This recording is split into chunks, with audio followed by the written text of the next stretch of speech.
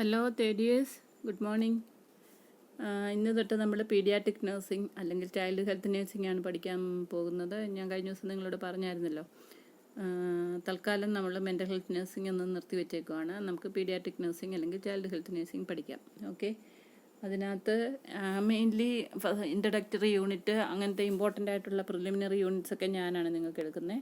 അപ്പോൾ നമുക്ക് അതിലോട്ട് തുടങ്ങാം. ഫസ്റ്റ് ഓഫ് ഓൾ, നമ്മൾ പീഡിയാട്രിക്സ് എന്താണെന്നുള്ളത് നമ്മൾ തേർഡ് ഇയറിൽ തൊട്ടാണ് ഈ പുതിയ സ്പെഷ്യാലിറ്റി പഠിക്കുന്നത്. It is A subject mainly dealing with diseases of the children, അല്ലേ? അപ്പോൾ സെക്കൻഡ് ഇയർ വരെ നമ്മൾ അങ്ങനെ സ്പെഷ്യാലിറ്റിയിലൊന്നും പോയില്ല. തേർഡ് ഇയർ BSc നഴ്സിംഗ് ആകുമ്പോഴാണ് സ്പെഷ്യാലിറ്റി ഒക്കെ പഠിക്കാൻ പോകുന്നത്. അതിലൊന്നാണ് ചൈൽഡ് ഹെൽത്ത് നഴ്സിംഗ് അല്ലെങ്കിൽ പീഡിയാട്രിക് നഴ്സിംഗ്. അപ്പോൾ ഇനി ആദ്യമേ പീഡിയാട്രിക് നഴ്സിംഗിലേക്ക് പോകുന്നതിന് മുമ്പേ തന്നെ നമ്മൾ പീഡിയാട്രിക്സ് എന്താണെന്ന് മനസ്സിലാകണം. നമ്മൾ കേട്ടിട്ടുണ്ട് paediatrics it is a branch of medicine, അല്ലേ? നമ്മുടെ ഹോസ്പിറ്റലൊക്കെ പീഡിയാട്രിക് ഡിപ്പാർട്ട്മെൻ്റ് ഉണ്ട്, പീഡിയാട്രീഷ്യൻ ഉണ്ട്. അപ്പം അതിൽ നിന്ന് തന്നെ നമുക്കറിയാം paediatric is a department of medical science which mainly, or paediatrics is a branch of medical science which mainly deals with children with diseases, അല്ലേ? അല്ലെങ്കിൽ കുട്ടികളുടെ ശിശുരോഗം, അതിനെപ്പറ്റി കെയർ കൊടുക്കുന്ന ആ പ്രത്യേക ബ്രാഞ്ച്, മെഡിക്കൽ സയൻസിൻ്റെ ബ്രാഞ്ചാണ് നമ്മൾ പീഡിയാട്രിക്സ് എന്ന് പറയുന്നത്. അപ്പം ദ വേർഡ് പീഡിയാട്രിക്സ് എന്ന് പറയുന്നത് ഒരു ഗ്രീക്ക് വേർഡാണ്. This Greek word is derived from 3 other words: പീഡിയ, ഇയാട്രൈക്ക് ആൻഡ് ഇക്സ്. ഈ മൂന്ന് വേർഡ്സിൽ നിന്നാണ് പീഡിയാട്രിക്സ് എന്നുള്ള വേർഡ് ഉണ്ടായിരിക്കുന്നത്. ഇതെല്ലാം ഗ്രീക്ക് വേർഡ്സ് ആണ്. അപ്പോൾ പീഡിയ എന്നുള്ള വേർഡിൻ്റെ, പീഡിയാട്രിക്സിൻ്റെ ഒരു കമ്പോണൻറ്റ് വേർഡാണ് പീഡിയ. പീഡിയ മീൻസ് ചൈൽഡ്. ഇയാട്രൈക്ക്, IATRIKE എന്നുള്ള ഇയാട്രിക് എന്ന് പറയുന്ന വേർഡിൻ്റെ അർത്ഥം ട്രീറ്റ്മെൻറ്റ് എന്നാണ്. ഓക്കെ, പിന്നെ ICS എന്ന് പറഞ്ഞാൽ it's a branch of science. ഇത്രയേ ഉള്ളൂ. ഈ മൂന്ന് വേർഡിൻ്റെയും കൂടെ മീനിങ് കമ്പൈൻ ചെയ്തെടുത്തപ്പോഴാണ് പീഡിയാട്രിക്സ് ഉണ്ടായത്. So paediatrics is a Greek word which has got 3 components, or it is derived from 3 words: pedia, which means child; iatrike, which means treatment; and ix means a branch of science. So we can say that pediatrics is a branch of medical science which deals with child care and treatment, mainly preventive as well as curative. മനസ്സിലായല്ലോ? അപ്പോൾ അതാണ് പീഡിയാട്രിക്സിൻ്റെ meaning തന്നെ. Paediatric is a branch of medical science which deals with child care and treatment which is mainly preventive as well as curative. Okay, care and treatment ആണ് അത്. Mainly preventive ആസ്പെക്റ്റും കുറേറ്റീവ് ആസ്പെക്റ്റിനും ഇമ്പോർട്ടൻസ് കൊടുക്കുന്ന മെഡിക്കൽ സയൻസിൻ്റെ ഒരു പ്രത്യേക ബ്രാഞ്ചാണ് പീഡിയാട്രിക്സ്. അതിൻ്റെ ഉത്തരവാദിത്വം mainly dealing with the sickness of children, child with sickness. Okay, ഇനി നമുക്ക് അടുത്തത് പീഡിയാട്രിക് നഴ്സിംഗ് എന്താണെന്ന് നോക്കാം, അല്ലെങ്കിൽ ചൈൽഡ് ഹെൽത്ത് നഴ്സിംഗ്.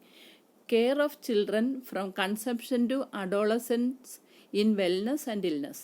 അതിൻ്റെ അർത്ഥമാണ് പീഡിയാട്രിക്സ് എന്ന് പറഞ്ഞാൽ. So paediatrics nursing or child health nursing means care of children. ഏത് പീരീഡിലാണ്? ഫ്രം കൺസെപ്ഷൻ, അതായത് കുട്ടി ഗർഭത്തിലാകുമ്പം തൊട്ട്, ഒരു കുട്ടി ജന്മം എടുക്കുമ്പം തൊട്ട്, അതായത് ജനിച്ച് വീഴുമ്പോഴേ ആ കുട്ടിയെ നമ്മൾ കൺസിഡർ ചെയ്യുന്നത് അന്നേരം തൊട്ടല്ല. കുട്ടി അമ്മയുടെ ഗർഭപാത്രത്തിൽ ജനനം എടുക്കുന്ന സമയം തൊട്ട്, അതായത് from the conception to adolescence വരെ. എന്തിനുകൊണ്ട് അഡോളസൻസ് നമ്മൾ നിർത്തുന്നു? കാരണം അഡോളസൻസ് കഴിഞ്ഞാൽ പിന്നെ അഡൾട്ടാണ്.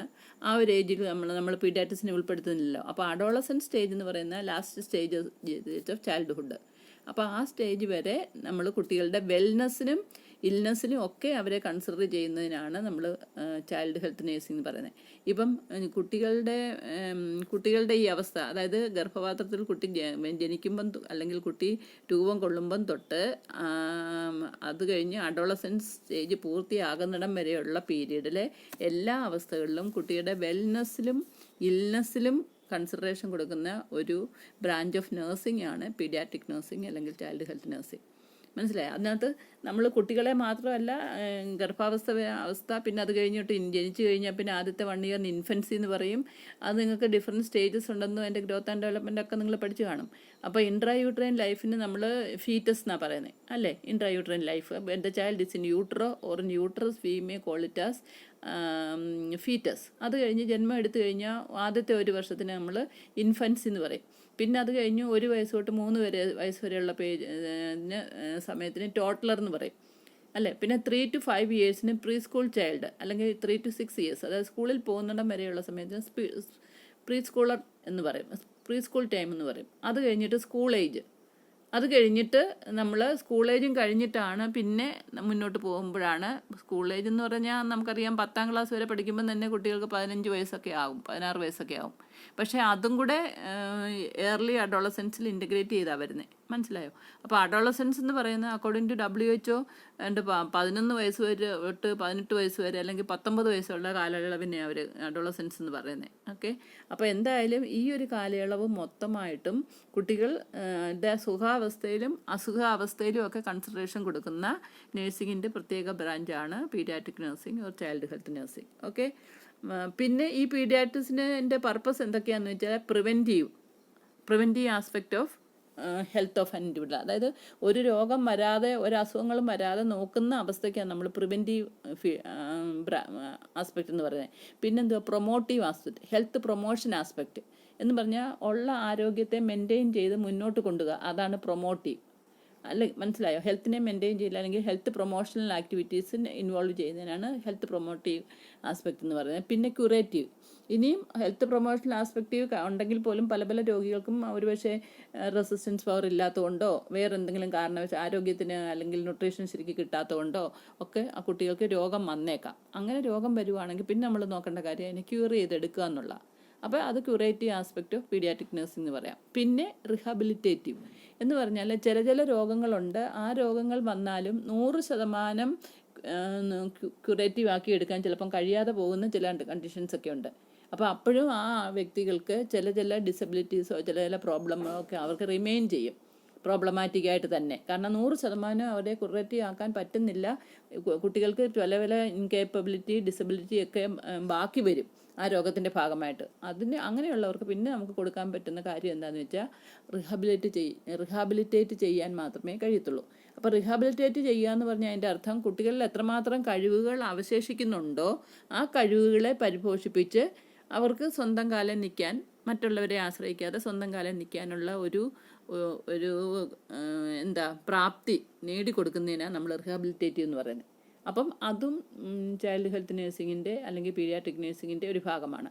അപ്പോൾ എത്ര ഭാഗങ്ങളുണ്ട് പീഡിയാട്രിക് നഴ്സിന്? പ്രിവെൻറ്റീവ്, രോഗം വരാതെ നോക്കുക; പ്രൊമോട്ടീവ്, ഹെൽത്ത് മെയിൻറ്റെയിൻ ചെയ്ത് കൊണ്ടുപോവുക; പിന്നെ ക്യൂറേറ്റീവ്, രോഗം വന്നാൽ പ്രോപ്പർലി ചികിത്സിക്കാൻ സംവിധാനം ഒരുക്കുക; ആൻഡ് റിഹാബിലിറ്റേറ്റീവ്, അതായത് രോഗം പൂർണ്ണമായി രോഗവിമുക്തി നേടിയെടുക്കാൻ പറ്റുന്നില്ല കുട്ടിക്കെങ്കിൽ ഉള്ള കഴിവുകളെ കൂടുതൽ പരിപോഷിപ്പിച്ചെടുത്ത് അവരെ സ്വന്തം കാലിൽ മറ്റുള്ളവർക്ക് ഭാരമാകാതെ സ്വന്തം കാലിൽ നിന്ന് ജീവിതം മുന്നോട്ട് കൊണ്ടുപോകാനുള്ള സാഹചര്യം ഒരുക്കുക, അതാണ് റിഹാബിലിറ്റേഷൻ. അപ്പോൾ ഇതെല്ലാം തന്നെ ചൈൽഡ് ഹെൽത്ത് നഴ്സിങ്ങിൻ്റെ അല്ലെങ്കിൽ പീഡിയാട്രിക് നഴ്സിങ്ങിൻ്റെ ആസ്പെക്ട്സ് ആണ്. ഓക്കെ, പിന്നെ അടുത്തത് പീഡിയാട്രിക് നഴ്സിന് 2 സബ് സ്പെഷ്യാലിറ്റീസ് ഉണ്ട്. അതായത് നമ്മൾ പീഡിയാട്രിക്സ് ആണ് ചൈൽഡ് ഹെൽത്ത് കെയർ ആണെങ്കിൽ പറയുന്നെങ്കിൽ പോലും അതിന് വീണ്ടും 2 സ്പെഷ്യാലിറ്റീസും കൂടെ ഉണ്ട്.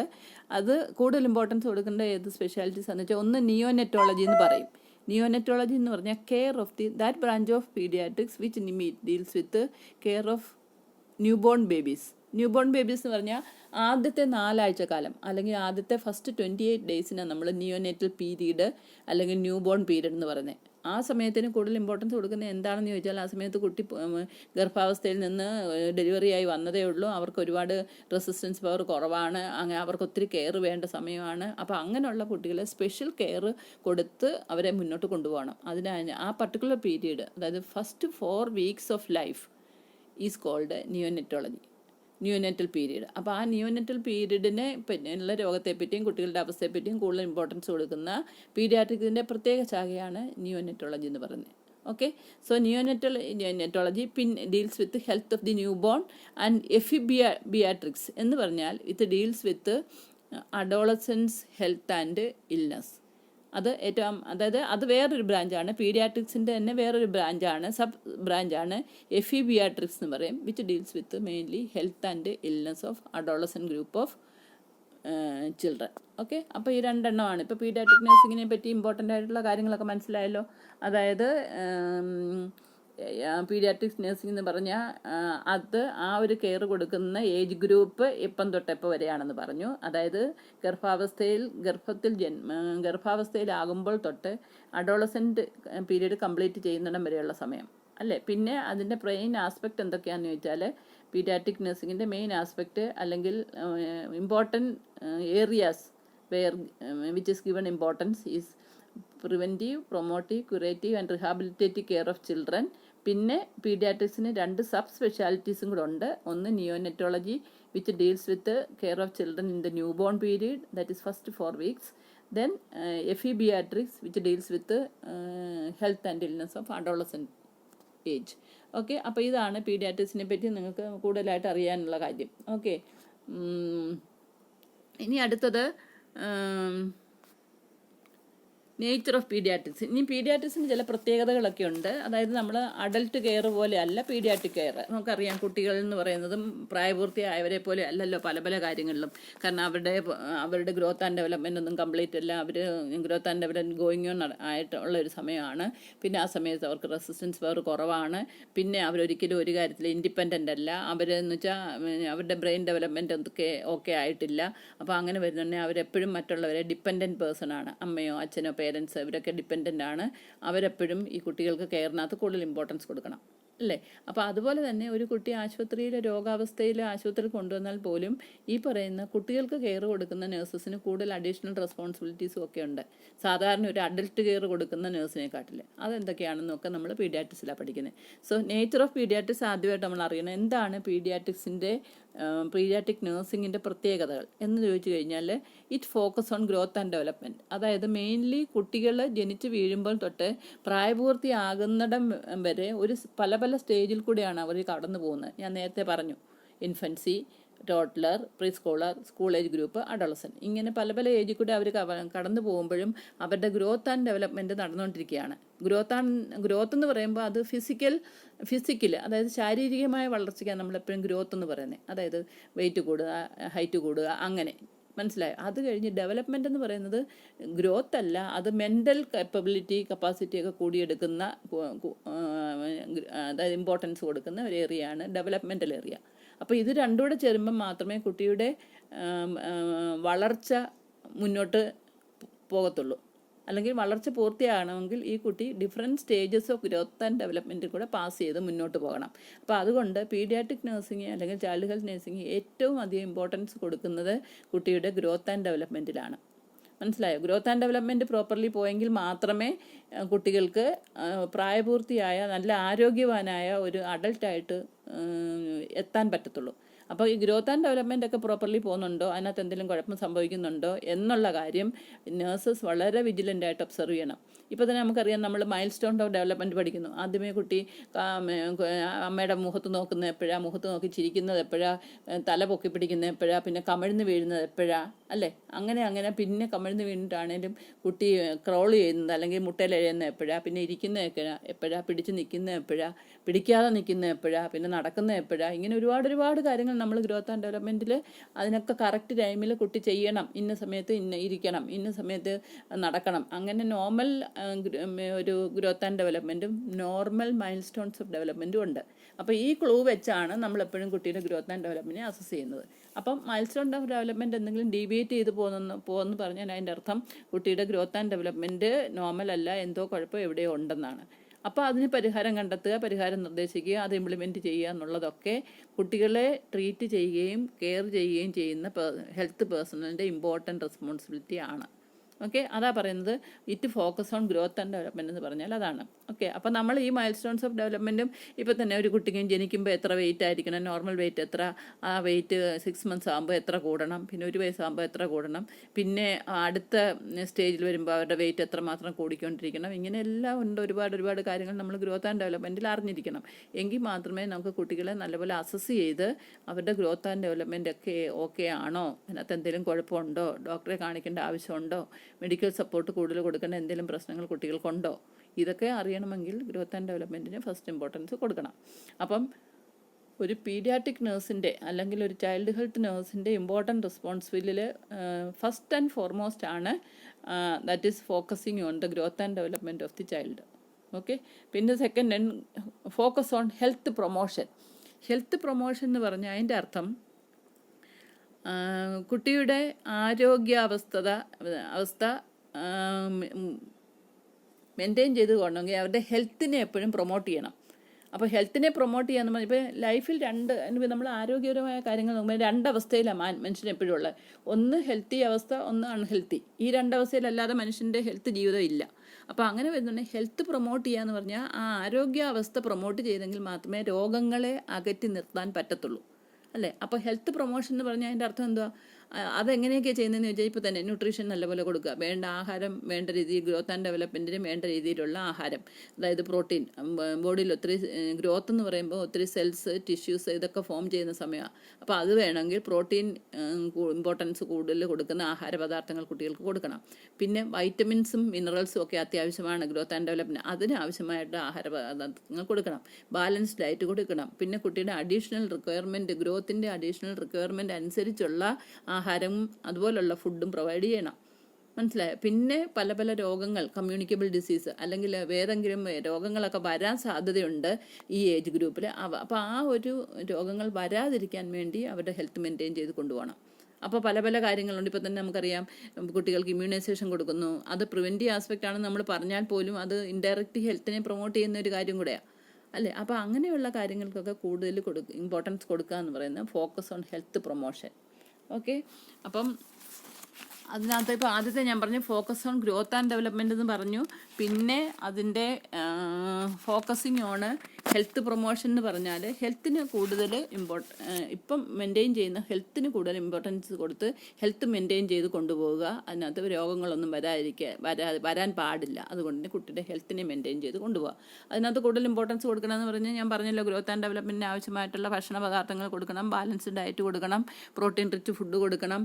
പിന്നെ കുട്ടിയുടെ പ്രായത്തിനനുസരിച്ചുള്ള എനർജി റിക്വയർമെൻറ്റിനനുസരിച്ചുള്ള ഫുഡ് കൊടുക്കണം. പിന്നെ വൈറ്റമിൻ ഡെഫിഷ്യൻസി ഒന്നും വരാതിരിക്കാനുള്ള ന്യൂട്രീഷൻസ് അല്ലെങ്കിൽ വൈറ്റമിൻസും മിനറൽസും ഒക്കെയുള്ള ആഹാരം കൊടുക്കണം. അങ്ങനെ ഒരുപാട് കാര്യങ്ങൾ ഹെൽത്ത് പ്രൊമോഷൻ ആവശ്യമാണ്. പിന്നെ ഇമ്മ്യൂണൈസേഷൻ കൊടുക്കണം, അങ്ങനെയുള്ള കാര്യങ്ങളൊക്കെ. പിന്നെയാണ് ഫോക്കസ് ഓൺ ഫാമിലിക്ക് കൂടുതൽ ഇമ്പോർട്ടൻസ് കൊടുക്കുന്നു. എന്ന് പറഞ്ഞാൽ എന്താ? ഇപ്പോൾ ഒരു അഡൾട്ടിൻ്റെ നമ്മൾ ഫാമിലിക്ക് ഇമ്പോർട്ടൻസ് കൊടുക്കുന്നുണ്ട്, അവിടെയും കൊടുക്കുന്നുണ്ട്. പക്ഷേ അഡൾട്ട് എന്ന് പറയുന്ന ഒരാളെന്ന് പറയുമ്പോൾ അവരുടെ ബുദ്ധിയൊക്കെ വളർച്ചയിലൊക്കെ എത്തി ഓൾറെഡി അവർക്ക് മറ്റുള്ളവരെ ആശ്രയിക്കാതെ ജീവിക്കാൻ പറ്റുന്ന ആൾക്കാരാണ് നമ്മൾ അഡൾട്ട് പീപ്പിൾ എന്ന് പറയുന്നത്. അതേസമയം കുട്ടികൾ എന്ന് പറയുമ്പോൾ അങ്ങനെയല്ല, അവർ ഗ്രോത്ത് ആൻഡ് ഡെവലപ്മെൻറ്റിൽ കൂടെ പോകുന്ന ആൾക്കാരാണ്. ഇപ്പോൾ 1 വയസ്സുള്ള കുട്ടിയും 3 വയസ്സുള്ള കുട്ടിയുടെയും ഡെവലപ്മെൻറ്റും ഗ്രോത്തും ഒന്നും ഒരുപോലെ അല്ലല്ലോ. 1 വയസ്സുള്ള അല്ലെങ്കിൽ 3 വയസ്സുള്ള ഒരു കുട്ടിയുടെയും 10 വയസ്സുള്ള കുട്ടിയുടെയും ഗ്രോത്തും ഡെവലപ്മെൻറ്റും ഒരേ അവസ്ഥയിലല്ല അവർ.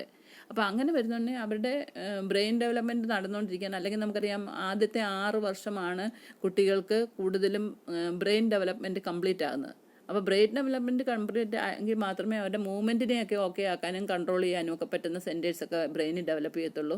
പിന്നെ they should know what is right and what is wrong. ഇതൊക്കെ അവർക്ക് മനസ്സിലാകണമുണ്ട്. അവരുടെ ബുദ്ധി ശരിക്കും പ്രവർത്തിക്കണം, ഹയർ മെൻ്റൽ ഫങ്ഷൻ ശരിക്കും പ്രവർത്തിക്കണം. പിന്നെ അവരുടെ ഹീറ്റ് റെഗുലേറ്റിംഗ് സെൻറ്റർ എന്ന് പറയുന്ന ഹൈപ്പോതലാമസ് എന്ന് പറയുന്ന ആ ഏരിയ ഒക്കെ ശരിക്കും ഫങ്ഷൻ ചെയ്യണം. അല്ലെങ്കിൽ കുട്ടികൾക്ക് പെട്ടെന്ന് പനി വരിക, കൺവൽഷൻ വരിക, അതുകൊണ്ട് അതിൻ്റേതായ കോംപ്ലിക്കേഷൻ ഉണ്ടാകാം. അപ്പം ചുരുക്കി പറഞ്ഞാൽ അതായത് CNSൻ്റെ ഗ്രോത്തും അല്ലെങ്കിൽ ബ്രെയിൻ ഡെവലപ്മെൻറ്റും ഒക്കെ കംപ്ലീറ്റ് ആകുന്ന ഒരു 6 വയസ്സോടെയൊക്കെയാണ്. അത് കഴിഞ്ഞാൽ മാത്രമേ കുട്ടികൾക്ക് കുറേ കൂടെ ഹയർ മെൻ്റൽ ഫങ്ഷനൊക്കെ നല്ലപോലെ ഫങ്ഷൻ ചെയ്യുന്നുണ്ടോ അല്ലെങ്കിൽ അത് അഡിക്കേറ്റ് ആണോ എന്നൊക്കെ നമുക്ക് മനസ്സിലാകണമെങ്കിൽ അതിൻ്റെ ഗ്രോത്ത് ആൻഡ് ഡെവലപ്മെൻറ്റ് അല്ലെങ്കിൽ ഹയർ ഫങ്ഷൻ ഒക്കെ മെച്യൂർ ആകുന്ന ഒരവസ്ഥയിലെത്തണം, അല്ലേ? അത് കഴിഞ്ഞിട്ട് മാത്രമേ നമുക്ക് കുട്ടികളെ സ്വന്തം കാര്യങ്ങൾ അവർ നോക്കിക്കൊള്ളൂ എന്ന് നമുക്ക് പറയാൻ പറ്റൂ. അല്ലെങ്കിൽ അവർക്ക് മറ്റുള്ളവരുടെ ഹെൽപ്പ് വേണം. ഈ ഹെൽപ്പ് കിട്ടുക എന്ന് പറഞ്ഞാൽ ഫ്രം ദ പേരൻസ് എന്ന് പറയുമ്പോൾ അച്ഛനും അമ്മയും, വീട്ടിലെ മറ്റ് ഒരുപക്ഷെ അവർക്ക് സിബ്ലിങ്സ് അല്ലെങ്കിൽ സഹോദരങ്ങളുണ്ടാകാം, ഫാമിലി മറ്റ് മെമ്പേഴ്സ് ഉണ്ടാകാം. അങ്ങനെ അവർക്ക് മറ്റുള്ളവരുടെ സഹായം വേണ്ട ഒരു ഏരിയയാണ് നമ്മളുടെ ഈ ഗ്രോത്ത് ആൻഡ് ഡെവലപ്മെൻറ്റൽ പീരീഡ് എന്ന് പറയുമ്പോൾ. മനസ്സിലായി? അവർക്ക് സ്വന്തം കാലിൽ നിൽക്കാനും സ്വന്തം തീരുമാനങ്ങൾ എടുക്കാനും ഒന്നും അവർക്ക് പ്രായമായിട്ടില്ല. കാരണം അവർക്ക് ഗ്രോത്ത് ആൻഡ് ഡെവലപ്മെൻറ്റ് നടന്നുകൊണ്ടിരിക്കുന്നേ ഉള്ളൂ. അതുകൊണ്ട് അവർക്ക് മറ്റുള്ളവരെ ആശ്രയിക്കാതെ ജീവിക്കാൻ പറ്റത്തില്ല. അതുകൊണ്ടാണ് നമ്മളിപ്പോൾ തന്നെ ഒരു ഹോസ്പിറ്റലിൽ ഒരു കുട്ടിയെ അഡ്മിറ്റ് ചെയ്താൽ കുട്ടിയെ മാത്രമായിട്ട് അഡ്മിറ്റ് ചെയ്യത്തില്ലല്ലോ. എപ്പോഴും മദർ ഉണ്ടാവണം, അല്ലെങ്കിൽ മദറില്ലെങ്കിൽ ഫാദറോ ആരെങ്കിലും കുട്ടിക്ക് ഡിപ്പെൻഡ് ചെയ്യാൻ പറ്റുന്ന ഒരു റിലയബിൾ പേഴ്സൺ കുട്ടിയുടെ കെയറിന് വേണ്ടി എപ്പോഴും കുട്ടിയുടെ കൂടെ ഉണ്ടാകണം. അതെന്തുകൊണ്ടാണ് അങ്ങനത്തെ കൺസെപ്റ്റ് വെച്ചിരിക്കുന്നത്? ഈവൻ നമ്മൾ പേഷ്യൻസിൻ്റെ റിലേറ്റീവ്സിനോ അല്ലെങ്കിൽ ബൈസ്റ്റാൻഡേഴ്സിനോ ഒക്കെ സ്ട്രിക്ട്ലി കൺട്രോൾ ചെയ്യുന്ന ഹോസ്പിറ്റലിൽ പോലും കുട്ടികൾക്ക് എക്സംഷനാണ് കൊടുത്തേക്കുന്നത്. കുട്ടിയുടെ കാര്യത്തിൽ അത് ബാധകമല്ല. കുട്ടിയുടെ കാര്യത്തിൽ എപ്പോഴും ആ കുട്ടിയുടെ അമ്മ കൂടെ ഉണ്ടാകണം, അല്ലെങ്കിൽ ഒരു ബൈസ്റ്റാൻഡറോ അങ്ങനെ കുട്ടിയുടെ അമ്മയോ ആരും ഇല്ലാതെ കുട്ടിയെ അഡ്മിറ്റ് ചെയ്യാറുമില്ല. അതിൻ്റെ പ്രധാന കാരണം ഇതാണ്. കാരണം അവരുടെ they are persons undergoing growth and development and their central nervous system is not formed or well matured, so they cannot take their own independent decisions and they cannot perform anything independently without the help of others. മനസ്സിലായോ? അപ്പോൾ അങ്ങനെയുള്ളപ്പോൾ അവർക്ക് ഫാമിലിക്ക് importance കൊടുത്തേ പറ്റത്തുള്ളൂ. ഇപ്പോൾ നല്ലൊരു ആഹാരം കഴിക്കണം, നല്ല കുട്ടിക്ക് നല്ല ന്യൂട്രീഷ്യസ് ഡയറ്റ് കൊടുക്കണം എന്ന് പറഞ്ഞാൽ നമ്മൾ കുട്ടിയോട് വലിയ പ്രസംഗം നടത്തിയിട്ട് നീ അത് കഴിക്കണം ഇത് കഴിക്കണം എന്ന് പറഞ്ഞാൽ കുട്ടിക്ക് തന്നെ അത് ചെയ്യാൻ പറ്റില്ലല്ലോ. അപ്പോൾ അതുകൊണ്ട് നമ്മൾ അമ്മയെ നമ്മൾ എഡ്യൂക്കേറ്റ് ചെയ്യുന്നത്, കുട്ടികൾക്ക് ഇന്ന ഡെഫിഷ്യൻസി വരാതിരിക്കുക, ഇന്ന ചെയ്യണം. അപ്പം നമ്മൾ കൂടുതലും ഹെൽത്ത് എഡ്യൂക്കേഷൻ കൊടുക്കുന്ന ആർക്കായിരിക്കും? അമ്മയ്ക്കാണ്. അതിൻ്റെ ഇമ്പോർട്ടൻസ് മനസ്സിലാക്കാനോ കഴിവ് അന്നേരം അമ്മയ്ക്കാണുള്ളത്. കുട്ടിക്ക് അന്നേരം കഴിവ് അത്ര ഇല്ല. അപ്പോൾ അതുകൊണ്ട് നമ്മൾ the paediatric nurse or the child health nurse should give importance to family. Okay, family members. അപ്പോൾ അതാണ് പീഡിയാട്രിക്സിൻ്റെ ഒരു പ്രത്യേകത. അപ്പോൾ ഇത്രയും പ്രത്യേകത നമുക്ക് എല്ലാവർക്കും അറിയാവുന്നതാണ്. നമ്മളിപ്പോൾ പീഡിയാട്രിക് വാർഡിൽ വർക്ക് ചെയ്യുന്നവർക്കും അറിയാം, കുട്ടിയുടെ കൂടെ അമ്മ എപ്പോഴും കാണും. നമ്മൾ കുട്ടിക്ക് വേണ്ടി എന്തെങ്കിലും ചെയ്യണമെങ്കിൽ തന്നെ അമ്മയോട് ചെന്ന് പറയുന്നത്. 1 വയസ്സുള്ള കുട്ടിയോട് വല്ലതും പറഞ്ഞാൽ അതിന് വല്ലതും തിരിയോ? ഇല്ല. അപ്പോൾ അതുകൊണ്ടാണ് പറയുന്നത് it is giving focus on family, it gives focus on health promotion and it focus on growth and development of the child. അപ്പം ഇത്രയും 3 ഇമ്പോർട്ടൻറ്റ് കാര്യങ്ങളാണ് ചൈൽഡ് ഹെൽത്ത് നഴ്സിങ്ങിൻ്റെ ഭാഗമായിട്ടുള്ളത്. അപ്പം നമ്മൾ അങ്ങനെയുള്ള ഒരു കുട്ടികൾക്ക് വേണ്ടി കെയർ കൊടുക്കാൻ പോകുന്ന ഒരു നേഴ്സ് ഈ 3 ആസ്പെക്റ്റിൻ്റെ ഇമ്പോർട്ടൻസ് അറിഞ്ഞിരിക്കണം. അങ്ങനെ വേണം അവിടെ പോയി ബിഹേവ് ചെയ്യാൻ. അല്ലാതെ ഒരു അഡൾട്ട് കിടക്കുന്ന അഡൾട്ട് വാർഡിൽ പോയി നമ്മളെന്തെങ്കിലും പറയുന്ന പോലെ തന്നെ അതേ എക്സ്റ്റെൻറ്റിലെ ഗൗരവത്തോടെ ഇത് മനസ്സിലാക്കാനുള്ള കഴിവ് കുട്ടികൾക്കില്ല, അല്ലേ? ഇപ്പം തന്നെ ഞാൻ ചോദിക്കട്ടെ, നമ്മളൊരു ഇഞ്ചക്ഷൻ കൊടുക്കാൻ ഒരു സിറിഞ്ചിൽ മെഡിസിനൊക്കെ എടുത്തുകൊണ്ട് ഒരു അഡൾട്ട് വാർഡിൽ ചെല്ലുന്നുണ്ടേ നമ്മളെ കാണുമ്പം തന്നെ ആ അഡൾട്ട് പേഴ്സൺ അറിയാം ഇഞ്ചക്ഷൻ കൊടുക്കാനാണ് വന്നേക്കുന്നതെന്ന് പറഞ്ഞ് അവർ കൊടുക്കേണ്ട ഭാഗം കുത്തിക്കോ എന്നുള്ള ഒരു ഇതോടെ പെർമിഷൻ കാണിച്ച് നമുക്ക് കുത്തേണ്ട ഭാഗം എക്സ്പോസ് ചെയ്ത് തരും, അല്ലേ? ഇപ്പോൾ ഡെൽറ്റോയിഡ് റീജിയനിൽ ഇഞ്ചക്ഷൻ കൊടുക്കണമെങ്കിൽ നമ്മൾ സിറിഞ്ചും കൊണ്ട് ചെല്ലുമ്പോൾ തന്നെ അവർക്കറിയാം ഇഞ്ചക്ഷൻ കൊടുക്കാനാണ് വന്നേക്കുന്നതെന്ന് പറയുമ്പോൾ അവരനുസരിച്ച് കോപ്പറേറ്റ് ചെയ്യും, അല്ലേ? പക്ഷേ ഒരു കുട്ടിയുടെ കാര്യം എടുത്തേ സിറിഞ്ചും കൊണ്ട് ചെല്ലുമ്പം തന്നെ അതിന് പേടിയാവും, അത് കരയാൻ തുടങ്ങും, ബഹളം വയ്ക്കാൻ തുടങ്ങും. പിന്നെ അതിനെ മറ്റുള്ളവരുടെ ഹെൽപ്പോട് കൂടി അതിനെ റെസ്ട്രെയിൻ ചെയ്യുകയോ മറ്റുള്ളവരുടെ സഹായമില്ലാതെ ഒരിക്കലും നേഴ്സിന് ഇഞ്ചക്ഷൻ കുട്ടിക്ക് കൊടുക്കാൻ പറ്റത്തില്ല. കാരണം they are afraid of painful experience, അല്ലേ? ഈവൻ അവർക്കറിയത്തില്ല എൻ്റെ ഇമ്പോർട്ടൻസ്. എനിക്ക് ഈ ഇഞ്ചക്ഷൻ എടുത്താൽ എൻ്റെ രോഗം ഭേദമായി വീട്ടിൽ പോകാൻ പറ്റുമെന്നൊന്നും കുട്ടിക്ക് അറിയില്ലല്ലോ. അതുകൊണ്ട് തന്നെയല്ല, കുട്ടി mainly the child is concerned with the painful experience which he is going to get after injection. അപ്പോൾ അതിനെ റെസിസ്റ്റ് ചെയ്യുക എന്നുള്ളതാണ് കുട്ടിയുടെ അപ്പോഴത്തെ മോട്ടീവ്. അപ്പോൾ ആ ഒരു റിയാക്ഷനാണ് കുട്ടി കാണിക്കുന്നത്, മനസ്സിലായോ? അപ്പോൾ കുട്ടിയുടെ ഒരേ കാര്യത്തോടെയാണ് നമ്മൾ അഡൾട്ടിൻ്റെ അടുത്തും കുട്ടിയുടെ അടുത്തും പോകുന്ന ഒരേ ഉദ്ദേശത്തോടെയാണ്. ഇഞ്ചക്ഷൻ കൊടുത്ത് രോഗം ഭേദമാക്കി വീട്ടിൽ വിടുക. പക്ഷേ രണ്ടും നമ്മുടെ ക്ലയൻ്റ് ആണെങ്കിൽ രണ്ടുപേരും റിയാക്ഷൻ 2 തരത്തിലാണ്, മനസ്സിലായോ? അപ്പോൾ അങ്ങനെ വരുന്നോണ്ടേ ഒരു അഡൾട്ട് വാർഡിൽ വർക്ക് ചെയ്യുന്ന ഒരു കുട്ടിക്ക് ആ ഒരു നേഴ്സിന് ചില കാര്യങ്ങൾ വളരെ ഈസി ആവുന്ന ഒരു കാര്യം അത് പീഡിയാട്രിക് സെറ്റപ്പിൽ വരുമ്പോൾ ഡിഫിക്കൽട്ട് ആവും. അപ്പം you should know how to manage such occasions. Okay, അതാണ് ഈ പറയുന്ന നേച്ചർ ഓഫ് പീഡിയാട്രിക് നഴ്സിംഗ്. അപ്പം നമ്മൾ അഡൾട്ട് വാർഡിൽ വർക്ക് ചെയ്യുന്ന അതേ മെൻറ്റാലിറ്റി ആയിട്ട് ഒരു നേഴ്സ് പീഡിയാട്രിക് വാർഡിൽ വർക്ക് ചെയ്യാൻ പറ്റത്തില്ല, മനസ്സിലായോ? അതാണ് നേച്ചർ ഓഫ് പീഡിയാട്രിക് നഴ്സിംഗ് നിങ്ങൾ അറിയണമെന്ന് പറയുന്നത്. ഓക്കെ, പിന്നെ ഇനിയൊരു പീഡിയാട്രിക് നേഴ്സിൻ്റെ ക്വാളിറ്റീസ് എന്താണെന്ന് തീർച്ചയായിട്ടും അതാണ് നമ്മൾ പഠിക്കാൻ പോകുന്നത്. അത് നമ്മൾ തീർച്ചയായിട്ടും അറിഞ്ഞിരിക്കണം. കാരണം നമ്മളൊരു സ്പെഷ്യാലിറ്റി സബ്ജക്റ്റാണ് പീഡിയാട്രിക്സ്. അവിടെ നമ്മൾ എന്തൊക്കെ ചെയ്യണം, എങ്ങനെയൊക്കെയാണ് ബിഹേവ് ചെയ്യേണ്ടത്, കുട്ടികളെ എങ്ങനെ ഡീൽ ചെയ്യണം, എങ്ങനെ അവരോട് മാനേജ് ചെയ്യണം, ഇങ്ങനെയുള്ള കാര്യങ്ങളൊക്കെ ഈസി ആകണമെങ്കിൽ ആ ചൈൽഡ് ഹെൽത്ത് നേഴ്സ് അല്ലെ പീഡിയാട്രിക് നേഴ്സിന് സ്പെഷ്യൽ ചില ക്വാളിറ്റീസൊക്കെ ഉണ്ടാവണം. അഥവാ ഇല്ലെങ്കിൽ ആ ഒരു ഏരിയയിൽ വർക്ക് ചെയ്യുന്നിടത്തോളം കാലം അത് ഡെവലപ്പ് ചെയ്തെടുത്താൽ മാത്രമേ നിങ്ങളുടെ ആ ഒരു ചൈൽഡ് ഹെൽത്ത് നഴ്സിംഗ് സക്സസ്ഫുൾ ആകത്തുള്ളൂ. അല്ലെങ്കിൽ നമ്മൾ എല്ലായിടത്തും ഒരു ഫെയിലിയർ ആയിപ്പോവും. അപ്പോൾ അതുകൊണ്ട് you should know about what are the qualities of a paediatric nurse and then if those who have to are getting a chance to work in paediatric ward or deal with children should develop all these qualities. Okay, അപ്പോൾ ആദ്യം അറിഞ്ഞാൽ മാത്രമല്ലേ അത് എനിക്കുണ്ടോ ഇല്ലയോ എന്നൊന്ന് പരിശോധിച്ച് നോക്കണം. പിന്നെ അത് കഴിഞ്ഞിട്ട് അതില്ലെങ്കിൽ ഡെവലപ്പ് ചെയ്തെടുക്കണം to be a successful paediatric nurse. Okay. അപ്പോൾ ആദ്യത്തെന്ന് വെച്ചാൽ ആദ്യമേ the paediatric nurse should be a very good listener എന്ന് പറഞ്ഞാൽ ഒരു നല്ല പറയുന്ന അവരുടെ കംപ്ലൈൻറ്റും കാര്യങ്ങളും ഒക്കെ തന്നെ കേൾക്കാനുള്ള കേൾക്കാനുള്ള റെസ്പോൺസിബിലിറ്റി കാണിക്കുന്ന ഒരു ഗുഡ് ലിസണർ ആകണം paediatric nurse. She should be a very good listener. മനസ്സിലായല്ലോ. പിന്നെ love and likeness to children, അതായത് അവർക്ക് കുട്ടികളെ സ്നേഹിക്കാനും കുട്ടികളോട് ഇഷ്ടപ്പെടാനും ഉള്ളൊരു മെൻറ്റാലിറ്റി ഉള്ളവരാണ്. അതായത് കുട്ടികളെ ഇഷ്ടപ്പെടാൻ കഴിയണം, കുട്ടികളെ സ്നേഹിക്കാൻ കഴിയുള്ള ഒരു മൈൻഡുള്ളവരും കൂടെ ആവണം പീഡിയാട്രിക് നഴ്സ്, അല്ലേ? അവർ പല പല ഷഡ്യങ്ങളും ദുശാഠ്യങ്ങളും ഒക്കെ കാണിക്കും, റെസിസ്റ്റൻസും ഒക്കെ നമ്മൾ ഓരോരോ കാര്യത്തിനും അവരെ അപ്രോച്ച് ചെയ്യുമ്പോഴും കാണിക്കും. അപ്പം നമ്മളോട് അതിന് റെസ്പോൺസായിട്ട് ഒരു പീഡിയാട്രിക് നഴ്സ് ഒരിക്കലും ദേഷ്യം കാണിക്കാൻ പറ്റില്ല. ഇപ്പം നമ്മൾ മെൻ്റൽ ഹെൽത്ത് നേഴ്സിംഗ് പഠിച്ചല്ലോ, നമ്മളെ ഒരു മാനസിക രോഗി ഇങ്ങോട്ട് അബ്യൂസീവ് ലാംഗ്വേജ് ഒക്കെ ആയിരിക്കും ഉപയോഗിക്കുന്നത്. കാരണം എന്തുകൊണ്ടാണ്? അത് അവരുടെ രോഗത്തിൻ്റെ ഒരു ലക്ഷണമാണ്.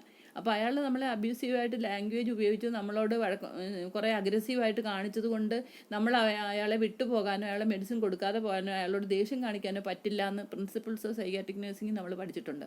അതുപോലെ തന്നെയാണ് ഇവിടെ കുട്ടികളോട് സ്നേഹം ഉണ്ടാകണം, കുട്ടികളോട് ഇഷ്ടം ഉണ്ടാകണം. അവർ പല പല റെസിസ്റ്റൻസും കാണിക്കും. ഇപ്പോൾ ഇഞ്ചക്ഷൻ കൊടുക്കാൻ ചെല്ലുമ്പം തന്നെയുള്ള റിയാക്ഷൻ ഞാൻ എക്സാമ്പിൾ പറഞ്ഞല്ലോ. അപ്പോൾ അതുകൊണ്ട് അവരെ വെറുത്തോ അല്ലെങ്കിൽ അവരെ ദേഷ്യം കാണിച്ചോ അല്ലെങ്കിൽ അവരെ ഇഷ്ടമില്ലായ്മ കാണിച്ചോ ഇട്ടിട്ട് പോകാൻ നമുക്ക് പറ്റത്തില്ല. കാരണം അവർ ഗ്രോത്ത് ആൻഡ് ഡെവലപ്മെൻറ്റിൻ്റെ ഭാഗമാണ് ഈ റിയാക്ഷൻസ് എല്ലാം തന്നെ. അപ്പോൾ അതുകൊണ്ട് അത് ഉൾക്കൊള്ളാനുള്ള ഒരു മെൻറ്റാലിറ്റി പീഡിയാട്രിക് നഴ്സിംഗിന് ഉണ്ടാവണം. അവരതുകൊണ്ട് ജെന്യുവിൻലി അവരെ സ്നേഹിക്കാനും സ്നേഹം കാണിക്കാനും അവരെ ഇഷ്ടപ്പെടാനും ഉള്ളൊരു മെൻറ്റാലിറ്റി പീഡിയാട്രിക് നഴ്സിന് ഉണ്ടാവണം. ഓക്കെ. പിന്നെ അടുത്ത adequate knowledge in child care. അത് നമ്മൾ പറഞ്ഞല്ലോ, ചൈൽഡ് കെയറിനെ പറ്റി. അതിനാണ് നമ്മൾ ഈ ഒരു പ്രത്യേക സബ്ജക്റ്റ് തന്നെ പഠിക്കുന്നത്. അതിനകത്തെല്ലാം കുട്ടികളെ എങ്ങനെ ഡീൽ ചെയ്യണം, കുട്ടികളുടെ ഡിസീസ് എങ്ങനെയാണ്, പിന്നെ കുട്ടികളുടെ ഡോസ് കാൽക്കുലേറ്റ്. ഇപ്പോൾ തന്നെ മെഡിസിൻ കൊണ്ട് കൊടുക്കുമ്പോൾ നമ്മൾ അഡൾട്ടിനാണെങ്കിൽ 1 ടാബ്ലറ്റ് TDS എന്ന് പറഞ്ഞ് അങ്ങ് കൊണ്ട് കൊടുക്കുക ചെയ്യുന്നത്. നമ്മൾ അതിൻ്റെ ഇപ്പോൾ ഡോക്ടർ തന്നെ എഴുതിയിടും ഇത്രയാണെന്ന്, അങ്ങനെയും കൊടുക്കുക. പക്ഷേ ഇതിനകത്ത് വരുന്നുണ്ടെങ്കിൽ കുട്ടിയുടെ വെയിറ്റ് അനുസരിച്ച് ഫോർമുല ഉപയോഗിച്ച് ഡ്രഗ് കാൽക്കുലേറ്റ് ചെയ്ത് റൈറ്റ് ഡോസേ കുട്ടിക്ക് കൊടുക്കാവുള്ളൂ. അപ്പോൾ അങ്ങനെയുള്ള അവയർനെസ്സൊക്കെ നഴ്സസ് അറിഞ്ഞിരിക്കണം. പിന്നെ അവരുടെ ഓരോ സ്റ്റേജ് വൈസ് ഉള്ള അവരുടെ ഗ്രോത്ത് ആൻഡ് ഡെവലപ്മെൻറ്റിൻ്റെ ഭാഗം എങ്ങനെയാണ് അവർ എക്സ്പ്രസ് ചെയ്യുന്നത്, അല്ലെങ്കിൽ അവരിൽ നിന്ന് എന്തൊക്കെ ഇങ്ങോട്ട് റെസ്പോൺസും റിയാക്ഷൻസും നമുക്ക് പ്രതീക്ഷിക്കാം, അതിനെ നമ്മൾ ഇഫക്റ്റീവ്ലി എങ്ങനെ ഡീൽ ചെയ്യുന്നു. അതുപോലെ തന്നെ അതിനായിട്ട് അല്ലെങ്കിൽ ഒരു രോഗം വന്നു കഴിഞ്ഞാൽ ചില തീരെ ചെറിയ കുട്ടികൾ, അതായത് നിയോനേറ്റ്സ് ആണെങ്കിൽ അവർക്ക് റെസിസ്റ്റൻസ് പവർ കുറവാണ്, അവരെ സ്പെഷ്യൽ കെയർ കൊടുക്കുന്ന ഒരു ഡിപ്പാർട്ട്മെൻറ്റിലാണ് അവരെ സൂക്ഷിക്കുന്നത്. നിയോനേറ്റ് അല്ലെങ്കിൽ സ്പെഷ്യൽ കെയർ ബേബി യൂണിറ്റ് എന്ന് പറയുന്ന ഏരിയയിലായിരിക്കും അവരെ ഇടുന്നത്. കാരണം അവരെ കാണാൻ പോകുമ്പോൾ മാസ്ക് ധരിക്കണം, ഗ്ലൗസ് ധരിക്കണം, ഗൗൺ ധരിക്കണം, ഇങ്ങനെയുള്ള പ്രത്യേകതകളൊക്കെ ഉണ്ട് ആ ഡിപ്പാർട്ട്മെൻറ്റിൽ ജോലി ചെയ്യുന്നവർക്കും അവിടെ വിസിറ്റേഴ്സായിട്ട് വരുന്നവർക്കും. അതിൻ്റെ കാരണം എന്താണ്? പിന്നെ ഇപ്പോൾ 1 to 3 ഏജിനുള്ളതിന് നമ്മളെപ്പോഴും ടോട്ടലർ എന്നാണ് പറയുന്നത്. അവർ വളരെ ഇൻക്വിസിറ്റീവ് മൈൻഡഡും ക്യൂരിയസ് പേഴ്സണും ആയിരിക്കും. അവരൊക്കെയാണ് ഒരു കാര്യം കണ്ടു കഴിഞ്ഞാൽ അതെന്താണ്, അത് വൈ ആൻഡ് ഹൗ ആൻഡ് ഇങ്ങനെയുള്ള ആസ്പെക്റ്റൊക്കെ എൻക്വയറി ചെയ്ത് നടക്കുന്ന ഒരു ഗ്രൂപ്പാണ്, അല്ലേ? അങ്ങനെ ഒരുപാട് പ്രത്യേകതകൾ ഓരോ ഏജ് ഗ്രൂപ്പിനും ഉണ്ട്. അപ്പം ആ ഏജ് ഗ്രൂപ്പിൻ്റെ പ്രത്യേകതകൾ എന്താണ്, അവരെങ്ങനെ റെസ്പോൺസ് ചെയ്യുന്നത്, എന്തുകൊണ്ട് അവരെങ്ങനെ റെസ്പോൺസ് ചെയ്യുന്നു, ഇങ്ങനെയുള്ള കാര്യങ്ങളും. പിന്നെ ഓരോ ഏജ് ഗ്രൂപ്പ് അനുസരിച്ചും വരാവുന്ന രോഗങ്ങൾ എന്തൊക്കെയാണ്, ആ രോഗങ്ങൾ വരാതിരിക്കാൻ എന്ത് ഹെൽത്ത് പ്രൊമോഷൻ മെത്തേഡ്സ് ഒക്കെയാണ് ചെയ്യേണ്ടത്, ഇങ്ങനെയുള്ള ഒരുപാട് കാര്യങ്ങളുണ്ട്. ഇപ്പോൾ തന്നെ നമ്മൾ എനർജി ഡെഫിഷ്യൻസി ഡിസീസൊക്കെ പഠിക്കുമ്പം പ്രോട്ടീൻ എനർജി മാൽന്യൂട്രീഷൻ ഇങ്ങനെ ഒരുപാട് കാര്യങ്ങൾ പഠിച്ചിട്ടുണ്ട്. പിന്നെ പ്രോട്ടീൻ മാത്രമായിട്ടുള്ള മാൽന്യൂട്രീഷൻ, വൈറ്റമിൻ ഡെഫിഷ്യൻസീസ്, പിന്നെ അഡോളസൻ്റ് ഏജ് ഗ്രൂപ്പിൽ വരുന്നുണ്ട് അവരുടെ പേഴ്സണാലിറ്റിയുടെ പ്രത്യേകതകൾ എന്തൊക്കെയാണ് അവിടെ നമ്മൾ പഠിക്കുന്നുണ്ട്. അവരെപ്പോഴും പിയർ ഗ്രൂപ്പ് ഇൻഫ്ലുവൻസ് ഉള്ളവരാണ്, പേരൻസിനെ ഒന്നും കൺസിഡർ ചെയ്യത്തില്ല എന്നുള്ള ഏജ്. അങ്ങനെയുള്ള ഒരുപാട് കാര്യങ്ങൾ ഓരോ ഏജ് ഗ്രൂപ്പിനും ഓരോ ഡെവലപ്മെൻറ്റൽ പീരീഡിനും ഉണ്ട്. ഇതൊക്കെ നമ്മൾ നഴ്സസ് അല്ലെങ്കിൽ പീഡിയാട്രിക് നഴ്സ് അറിഞ്ഞിരിക്കണം. അതാണ് പറയുന്നത് ആഡിക്വേറ്റ് നോളജ് ഇൻ ചൈൽഡ് കെയർന്ന്. ഓക്കെ. പിന്നെ വേറെ ഇൻ്റർപ്രറ്റ് ഡെവലപ്മെൻറ്റൽ നീഡ്സ്, അതായത് ഏതൊക്കെ സ്റ്റേജുകളിൽ കൂടിയാണോ അവർ കടന്നു പോകുന്നത് ആ ഒരു പർട്ടിക്കുലർ ഡെവലപ്മെൻറ്റ് പീരീഡിൻ്റേത് ആവശ്യമായിട്ടുള്ള ഡെവലപ്മെൻറ്റൽ നീഡ്സ് അവർക്കുണ്ട്. ഇപ്പോൾ ഒരു ഇൻഫൻറ്റിൻ്റെ ഡെവലപ്മെൻറ്റൽ നീഡ്സ് അല്ല ഒരു ടോട്ടലറുടെ അല്ല ഒരു പ്രീ സ്കൂളറിൻ്റെയോ. കാരണം അവരുടെ പ്രായം മുന്നോട്ട് പോകുന്നു, അവരുടെ ഏജ് മുന്നോട്ട് പോകുന്നുണ്ടെങ്കിൽ അതിനനുസരിച്ചുള്ള ഗ്രോത്ത് ആൻഡ് ഡെവലപ്മെൻറ്റ് നടന്നുകൊണ്ടിരിക്കുന്നു. അതിനനുസരിച്ച് അവരുടെ റിക്വയർമെൻ്റ് ഒക്കെ വേരി ചെയ്യും. അപ്പോൾ അതിനെപ്പറ്റിയും പീഡിയാട്രിക് നഴ്സിന് നല്ല അവയർനെസ് ഉണ്ടാകണം. Capacity to alleviate traumatic experience of hospitalisation. അതായത് ഒരു കുട്ടിയെ ഒരു ഹോസ്പിറ്റലിൽ കൊണ്ട് നമ്മൾ അമ്മയും അച്ഛനും കുട്ടിയുമായിട്ട് ഹോസ്പിറ്റലിൽ ട്രീറ്റ്മെൻറ്റിന് വരുമ്പോൾ ഒരുപക്ഷെ അഡ്മിറ്റ് ചെയ്യേണ്ട അവസരം വരുമ്പോൾ അവർക്ക് ഒത്തിരി സ്ട്രെസ് ആൻഡ് സ്ട്രെയിൻ പ്രൊഡ്യൂസിങ് സിറ്റുവേഷനാണ് ഒരു ഹോസ്പിറ്റൽ. എന്തെന്ന് വെച്ചാൽ അവർക്കറിയാം അതുവരെ ജനിച്ച് വളർന്ന സാഹചര്യവുമായിട്ട് ടോട്ടലി ഡിഫറെൻ്റ് ആണ്. അവിടുത്തെ സെറ്റപ്പ് കാണുമ്പം തന്നെ child may get difficulty to adjust to it mentally and physically. പിന്നെ വേറെന്ന് വെച്ചാൽ വളരെ ട്രീറ്റ്മെൻറ്റിൻ്റെ ഭാഗമായിട്ട് പല പെയിൻഫുൾ പ്രൊസീഡിയേഴ്സ് അണ്ടർഗോ ചെയ്യേണ്ടി വരുമായിരിക്കും. പിന്നെ ഒത്തിരി അൺഫെമിലിയർ ആയിട്ടുള്ള പേഴ്സൺസിനെ ആയിട്ട് മീറ്റ് ചെയ്യേണ്ടി വരുമായിരിക്കും. അങ്ങനെയൊക്കെ വരുന്നുണ്ടെങ്കിൽ അതൊരു സ്ട്രെസ്ഫുൾ പീരീഡാണ് കുട്ടികളുടെ. അപ്പോൾ അങ്ങനെ വരുന്നുണ്ടെങ്കിൽ കുട്ടികൾക്ക് ഈ പറയുന്ന മാനസികമായിട്ടുള്ള ട്രോമാറ്റിക് എക്സ്പീരിയൻസ് ഹോസ്പിറ്റലൈസേഷൻ്റെ ഭാഗമാണ്. അത് അലീവിയേറ്റ് ചെയ്യാനുള്ള കപ്പാസിറ്റിയും ചൈൽഡ് ഹെൽത്ത് നേഴ്സിൻ്റെ റെസ്പോൺസിബിലിറ്റിയുടെ ഭാഗമാണ്. പിന്നെ അടുത്തത് patience pleasant appearance and ability to arise child's behaviour. അതായത് നമ്മൾ ഒത്തിരി ക്ഷമയുള്ളവരായിരിക്കണം, അതുപോലെ തന്നെ കുട്ടികൾക്ക് നമ്മെ ഇഷ്ടപ്പെടുന്നവരായിരിക്കണം. അങ്ങനെ ഒരു ബിഹേവിയർ പാറ്റേൺ ഉള്ളവരായിരിക്കണം നേഴ്സസ്. അവരെ അട്രാക്റ്റ് ചെയ്യാനും അവരെ കീഴ്പ്പെടുത്താനും അവരുടെ ആ ഒരു റെസിസ്റ്റൻസ് പവറിനെ മാനേജ് ചെയ്യാനുള്ള ക്വാളിറ്റിയും കപ്പാസിറ്റിയൊക്കെ നേഴ്സസിനുണ്ടാവണം. അതാണ് പറയുന്നത്.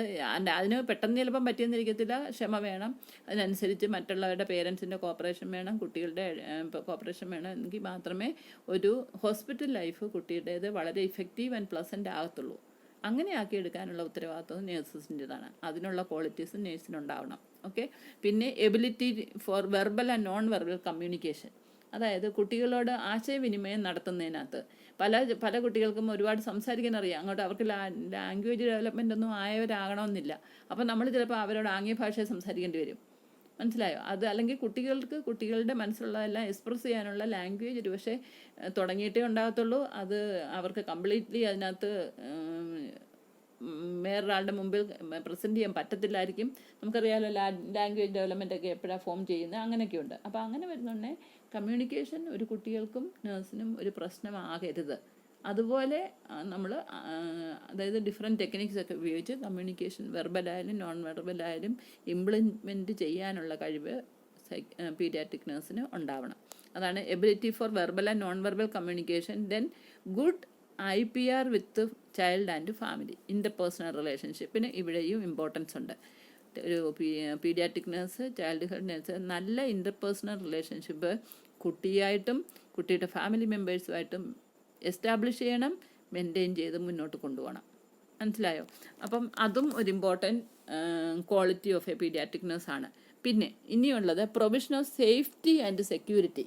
അതും വെരി മച്ച് ഇമ്പോർട്ടൻ്റ് ആണ്. അതായത് കുട്ടി ഹോസ്പിറ്റലിൽ വരുമ്പോൾ അവരുടെ സേഫ് ആൻഡ് സെക്യൂരിറ്റിക്ക് പ്രൈം ഇമ്പോർട്ടൻസ് കൊടുക്കാനുള്ള ചുമതല പീഡിയാട്രിക് നേഴ്സിനുണ്ട്.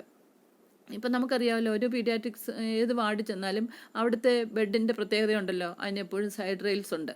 എന്തുകൊണ്ട്? കാരണം കുട്ടി എന്ന് പറയുന്നത് ആ ബെഡിൽ നിന്ന് താഴെ വീണ് കഴിഞ്ഞാൽ ഹെഡ് ഇഞ്ചുറി ഉണ്ടായി കഴിഞ്ഞാൽ that is A very difficult occasion for the child. കുട്ടികൾക്ക് ഹെഡ് ഇഞ്ചുറി വന്നു കഴിഞ്ഞാൽ പ്രത്യേകിച്ചും. അപ്പോൾ അങ്ങനെ വരുന്നുണ്ടെങ്കിൽ അങ്ങനെ ഒരു സേഫ്റ്റി അല്ലെങ്കിൽ കുട്ടികളുടെ വീഴാതിരിക്കുക അല്ലെങ്കിൽ സേഫ് ആൻഡ് സെക്യൂർ എൻവയൺമെൻറ്റ് കൊടുക്കാൻ വേണ്ടിയാണ് കുട്ടികൾക്ക് സൈഡ് റെയിൽ ഉള്ള ചെറിയ കോട്ട് എപ്പോഴും പ്രൊവൈഡ് ചെയ്യുന്നത്. അപ്പോൾ അങ്ങനെയുള്ള കോട്ടിൽ മാത്രമേ കുട്ടികളെ കിടത്താവൂ.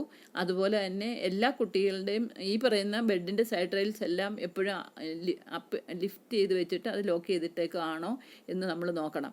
ഏതെങ്കിലും ഒരു പ്രൊസീജിയറിനോ ഒരു കാര്യത്തിനോ കുട്ടികളുടെ അടുത്ത് പോകുമ്പോൾ മാത്രമേ നമ്മളത് ആ ഒരു റെയിൽഡ് കോട്ടിൻ്റെ സൈഡ് താത്തിട്ടിട്ട് നമ്മൾ എന്തെങ്കിലും പ്രൊസീജിയർ ചെയ്തിട്ട് വീണ്ടും തിരിച്ചു പോകുമ്പോൾ കുട്ടിയെ സേഫ്റ്റിയെ ആ ഒരു കോട്ടിലാക്കിയിട്ട് തന്നെ വേണം പോരാൻ. അല്ലെങ്കിൽ കുട്ടി മറിഞ്ഞു വീഴും, ഹെഡ് ഇഞ്ചുറി ഉണ്ടാകാം. മനസ്സിലായോ? പിന്നെ അതുപോലെ തന്നെ വേറെ എന്തെങ്കിലുമൊക്കെ ഹാസാർഡസ് പ്രൊസീജിയർ കുട്ടിക്ക് ചെയ്യാൻ പറ്റുന്ന ഒരവസ്ഥകളും വാർഡിൽ ഉണ്ടാകാൻ പാടില്ല. ഇപ്പം തന്നെ ഒരു 3ാമത്തെ നിലയിലാണ് കിടക്കുന്നത് കുട്ടിയുടെ വാർഡ്. അപ്പോൾ താഴോട്ട് സ്റ്റെയർ കേസ് ഉണ്ട്. കുട്ടി അവിടെയൊക്കെ ഓടി നടന്ന് ചാടി നടന്ന് ചിലപ്പം കളിക്കുകയായിരുന്നിരിക്കാം. ഒരു പക്ഷേ അവിടെ നിന്ന് താഴോട്ട് വീഴാനോ അങ്ങനെയുള്ള കാര്യങ്ങളൊന്നും ഉണ്ടാകാൻ പാടില്ല. അപ്പോൾ പ്രോപ്പർലി ഫെൻസ്ഡാണോ, അപ്പം അങ്ങനെയുള്ള ആക്സിഡൻ്റൽ ഫോൾ പ്രിവെൻറ്റ് ചെയ്യുന്നതാണോ, അങ്ങനെയുള്ള എന്തൊക്കെ കെയർ എടുക്കേണ്ട എന്തെല്ലാം നിർദ്ദേശങ്ങളാണോ അവിടെ ഹോസ്പിറ്റലുള്ളത്, അതെല്ലാം പറഞ്ഞ് മനസ്സിലാക്കണം പേരൻസിനെയും കുട്ടികളെ. പേരൻസിനെ മെയിൻലി. കാരണം കുട്ടികൾക്ക് പറഞ്ഞാൽ മനസ്സിലാകത്തില്ല, അവർ കുട്ടികളാണ്. അങ്ങനെയുള്ളപ്പോൾ അവരെ കെയർ ചെയ്യുക എന്നുള്ള ഇമ്പോർട്ടൻറ്റ് റെസ്പോൺസിബിലിറ്റിയാണ് പേരൻസിനും ഉള്ളത്. അപ്പോൾ അവർക്ക് പേരൻസിന് പല പല കാര്യങ്ങളും അൺഅവെയർ ആണെങ്കിൽ അവർക്കും അത് പറഞ്ഞ് മനസ്സിലാക്കി കൊടുക്കണം. അതാണ് പറയുന്നത് provision of safety and security. Okay. പിന്നെ അടുത്തത് friendly, honest, gentle, diligent and humorous. അതായത് ഈ ക്വാളിറ്റി എല്ലാം നേഴ്സസ് ഉണ്ടാകും. Nurses should be friendly to the children, honest ആയിരിക്കണം. നമ്മൾ പറയുന്ന കാര്യങ്ങളെല്ലാം തന്നെ അവരോട് സത്യസന്ധമായിട്ട് ഹോണസ്റ്റായിട്ട് പറയാവുള്ളൂ. ഇല്ലാത്ത കാര്യങ്ങളൊക്കെ പറഞ്ഞ് എംറ്റി പ്രോമിസസ് ഒക്കെ കൊടുക്കരുത്. എന്നാൽ ഒരു ഇഞ്ചക്ഷൻ എടുക്കാൻ അങ്ങോട്ട് ചെല്ലുമ്പോൾ നീ ഇന്നുകൂടി ഇഞ്ചക്ഷൻ എടുക്കാമെന്ന്, നാളെ നിന്നെ ഡോക്ടർ അങ്ങ് വീട്ടിൽ വിടും എന്നൊക്കെ പറഞ്ഞ് കള്ളം പറഞ്ഞ് കുട്ടികളുടെ ഇല്ലാത്ത എംറ്റി പ്രോമിസ് കൊടുത്ത് കുട്ടികളെ വശീകരിക്കാൻ ശ്രമിക്കരുത്. ഓക്കെ. അപ്പോൾ എപ്പോഴും നമ്മൾ അത് രോഗത്തിൻ്റെ ഒരു ഭാഗമാണ്, നമ്മൾ ഇഞ്ചക്ഷൻ കൊടുക്കാൻ വന്നെങ്കിൽ ആ രോഗം ഭേദമായിട്ട് വീട്ടിൽ പോകാനാണ് ആ പ്ലസൻറ്റ് വേയിൽ കുട്ടികളെ പറഞ്ഞ് മനസ്സിലാക്കി അവരുടെ കോപ്പറേഷനൊക്കെ അറ്റൈൻ ചെയ്തിട്ട് വേണം ഇഞ്ചക്ഷൻ കൊടുക്കാൻ. ഓക്കെ. അല്ലെങ്കിൽ അങ്ങനെയുള്ള പ്രൊസീജിയറിനൊക്കെ, പെയിൻഫുൾ പ്രൊസീജിയറൊക്കെ നമ്മൾ അങ്ങനെ ചെയ്യാവുള്ളൂ. അപ്പം ഫ്രണ്ട്ലി ആയിരിക്കണം, ഹോണസ്റ്റ് ആയിരിക്കണം, ജെൻറ്റിലായിരിക്കണം. ജെൻറ്റിൽ എന്ന് വെച്ചാൽ റഫായിട്ട് നമുക്ക് കുട്ടികളെ ഒരിക്കലും ഡീൽ ചെയ്യാൻ പറ്റില്ല. അപ്പം ജെൻറ്റിലായിരിക്കണം. പിന്നെ ഡെലിഗൻ്റ് ആയിരിക്കണം. കാരണം കുറേ കൂടെ നമ്മളെ അവർക്ക് ഇഷ്ടപ്പെടുത്താനുള്ള ഒരുപാട് പ്രത്യേകതകൾ നേഴ്സിനുണ്ടാവണം. ഇപ്പം തന്നെയാണ് നമ്മൾ അവരെ പ്ലസൻറ്റ് ഫേസുമായിട്ട് അപ്രോച്ച് ചെയ്യുക, അതുപോലെ തന്നെ തൊട്ട് തലോടിയൊക്കെ അവരെ ഒന്ന് നമുക്കിഷ്ടമുള്ള, അതായത് ഈ പറയുന്ന പ്രൊസീജിയർ ഓഫ് ടച്ചിന് വളരെയധികം ഇമ്പോർട്ടൻസ് ഉണ്ടെന്നാണ് പറയുന്നത്. അപ്പോൾ കുട്ടികളെയൊക്കെ തഴുകി തലോടി അവർക്ക് നമ്മുടെ സ്വന്തം ആൾക്കാരാണെന്നുള്ള ഒരു തോന്നൽ അവർക്ക് അത് കിട്ടത്തക്കവണ്ണം, അല്ലെങ്കിൽ എന്നെ കുത്തിവെച്ച് നോവിക്കാനോ അല്ലെങ്കിൽ പേടിപ്പിക്കാനോ വന്ന ആളല്ല ഈ സിസ്റ്റർ, അങ്ങനെയൊക്കെ അവർക്ക് തന്നെ നമ്മളെപ്പറ്റി ഒരു നല്ല കോൺസെപ്റ്റ് ഉണ്ടാകണം നേഴ്സസിനെ പറ്റി. അങ്ങനെ ഒരു ഡെലിഗൻറ്റ് ആൻഡ് ഹ്യൂമറസ്, ഇടയ്ക്കിടയ്ക്കൊക്കെ തമാശ പറഞ്ഞ് അവരുടെ അറ്റൻഷൻ ഡൈവേർട്ട് ചെയ്യണം. ഇപ്പോൾ കുത്തിക്കൊണ്ടിരിക്കുമ്പോൾ തന്നെ ആണെങ്കിലും നമ്മൾ കുട്ടികളുടെ അറ്റൻഷൻ ഡൈവേർട്ട് ചെയ്യാൻ വേണ്ടി പല പല ടെക്നിക്സൊക്കെ ഉണ്ട്. അങ്ങനെയുള്ള ടെക്നിക്സൊക്കെ നേഴ്സസിന് അറിഞ്ഞിരിക്കണം. എങ്കിൽ മാത്രം ചിലപ്പോൾ തമാശ പറയുക, ചിലപ്പോൾ അവർക്ക് അറ്റൻഷൻ ഡൈവേർട്ട് ചെയ്യാനുള്ള വേറെ എന്തെങ്കിലും കാര്യങ്ങൾ കണ്ടുപിടിച്ച് പറയുക. ഇങ്ങനെയുള്ള കാര്യങ്ങളൊക്കെ നേഴ്സസിൻ്റെ ക്വാളിറ്റീസിലുണ്ടാവണം. അപ്പോൾ she should be friendly, honest, gentle, diligent and humorous. Okay. പിന്നെ ഗുഡ് ഒബ്സർവേഷണൽ ജഡ്ജ്മെൻറ്റ് സ്കിൽ, അതായത് നമ്മൾ നിരീക്ഷണം നടത്തി ഇപ്പോൾ പല പല കാര്യങ്ങളും കുട്ടികളുടെ ബിഹേവിയറിനെ നമ്മൾ നിരീക്ഷിച്ച് കണ്ടെത്തേണ്ടതായിട്ടുണ്ട്. അതിനകത്ത് പല പല കാര്യങ്ങളും ആ നിരീക്ഷണത്തിൻ്റെ പേരിൽ ജഡ്ജ് ചെയ്യേണ്ട പല കാര്യങ്ങളും നമ്മൾ ഡെയിലി ആക്ടിവിറ്റീസിൽ കുട്ടിയുമായിട്ടുള്ള കെയർ കൊടുക്കുന്ന സമയത്തും ഡെയിലി ആക്ടിവിറ്റീസിൽ നമുക്ക് കിട്ടും. അപ്പോൾ അങ്ങനെയുള്ളപ്പം ആ ഒരു നല്ല നിരീക്ഷണം നടത്തി അതിനനുസരിച്ചുള്ള ട്രീറ്റ്മെൻറ്റ് എടുക്കേണ്ട അവസ്ഥയും നേഴ്സസിനുണ്ടാകും. അപ്പോൾ ആ ഒബ്സർവേഷൻ പവർ എന്ന് പറഞ്ഞാൽ വളരെ ഇമ്പോർട്ടൻ്റ് ആയിട്ടുള്ളൊരു കാര്യമാണ്. കാരണം നമുക്കറിയാമല്ലോ, ഒരു പേഷ്യൻറ്റിനാണെങ്കിൽ ഒരു വേദന വന്നാൽ അത് എനിക്ക് ഇന്ന സ്ഥലത്ത് ഇന്ന തരത്തിലുള്ള വേദനയുണ്ടെന്ന് പേഷ്യൻറ്റ് പറയും. ഇപ്പം നമ്മൾ ചോദിക്കും പിൻ പോയിൻറ്റ് പെയിൻ ആണോ അതോ പിന്നെ ബീറ്റിംഗ് ടൈപ്പ് പെയിൻ ആണോ എന്നൊക്കെ നമ്മൾ ചോദിച്ചാൽ അവർ കറക്റ്റ് ഉത്തരം പറയും. പക്ഷേ ഈ പറയുന്ന കുട്ടികൾക്ക് അങ്ങനെയൊന്നും എക്സ്പ്രസ് ചെയ്യാൻ പറ്റില്ലല്ലോ. അവർ കൂടുതൽ പല കാര്യങ്ങളും എക്സ്പ്രസ് ചെയ്യുന്ന കരച്ചിലിൽ കൂടെ മാത്രമാണ്. അല്ലാതെ നമ്മൾ what is the reason for crying എന്നുള്ളത് നമ്മൾ ഒബ്സർവ് ചെയ്ത് മാത്രമേ ചിലപ്പോൾ കണ്ടുപിടിക്കാൻ പറ്റത്തുള്ളൂ. അല്ലാതെ അവരോട് ചോദിച്ചു കഴിഞ്ഞാൽ അവരിങ്ങോട്ട് പറയത്തില്ല ഇന്ന കുഴപ്പമാണ് എനിക്കെന്ന്. മനസ്സിലായോ? കാരണം ലാംഗ്വേജ് ഡെവലപ്മെൻറ്റ്, ലാംഗ്വേജ് ഫോം ചെയ്തൊരു കുട്ടിയായിരിക്കണമെന്നില്ല. ഫോം ചെയ്താൽ തന്നെ അത് അതിൻ്റെ മനസ്സിലുള്ള രീതിയിൽ അതിങ്ങോട്ട് എക്സ്പ്രസ് ചെയ്യാൻ അതിന് കഴിവ് കാണത്തില്ല. അപ്പോൾ അങ്ങനെയൊക്കെ വരുന്നതാണ് ഈ പറയുന്ന കെയറിങ് നേഴ്സ് അല്ലെങ്കിൽ ട്രീറ്റിംഗ് ഡോക്ടറിന് ഒബ്സർവ് ചെയ്ത് കണ്ടുപിടിക്കാൻ പറ്റുന്ന ഒരുപാട് കാര്യങ്ങൾ കുട്ടിയുടെ ഹെൽത്ത് സ്റ്റാറ്റസിനെ പറ്റി ഉണ്ട്. അത് കണ്ടുപിടിക്കാനുള്ള കഴിവ് പീഡിയാട്രിക് നേഴ്സിന് അല്ലെങ്കിൽ ചൈൽഡ് ഹെൽത്ത് നേഴ്സിന് ഉണ്ടായിരിക്കണം. ഓക്കെ. പിന്നെ she should be well informed, skilful, truthful, responsible and trustworthy എന്ന് പറഞ്ഞാൽ പല പല കാര്യങ്ങൾ ഹെൽത്തിനെ പറ്റി പല കാര്യങ്ങൾ അവൾ അറിഞ്ഞിരിക്കണം. അതായത് ഇപ്പോൾ തന്നെ നമ്മൾ ഇമ്മ്യൂണൈസേഷൻ കൊടുക്കുമ്പോൾ ഓരോ ഇമ്മ്യൂണൈസേഷനും എപ്പോഴൊക്കെയാണ് കൊടുക്കേണ്ടത്, ബർത്ത് സമയത്ത് ഏതൊക്കെ ഇമ്മ്യൂണൈസേഷൻ കൊടുക്കേണ്ടത്, അല്ലെങ്കിൽ ഒരു അടുത്ത അതിൻ്റെ ഡോസ് എപ്പോഴാണ്, ഇങ്ങനെ ഓരോന്നിനെ പറ്റിയും കൃത്യമായ ചില കാര്യങ്ങളൊക്കെ ഉണ്ട്.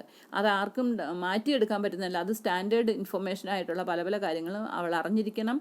അത് മറ്റുള്ള പേരൻസിനോടോ അല്ലെങ്കിൽ കുട്ടിയുടെ രക്ഷകർത്താക്കളോടോ പറഞ്ഞ് മനസ്സിലാക്കേണ്ട കാര്യങ്ങൾ അത് കൃത്യമായിട്ട് അവയർനെസ് ഉണ്ടാവണം. അത് അവർ പല പല കാര്യങ്ങളും ഇങ്ങോട്ട് വന്ന് ചോദിക്കാം. അപ്പോൾ നമ്മൾ അതിനകത്ത് റിസോഴ്സ് പേഴ്സണായിട്ട് വേണ്ട കാര്യങ്ങൾ മനസ്സിലാക്കാനുള്ള നോളജ് ആ പർട്ടിക്കുലർ നേഴ്സിന്, പീഡിയാട്രിക് നേഴ്സിന് ഉണ്ടാവണം. അതാണ് she should be well informed.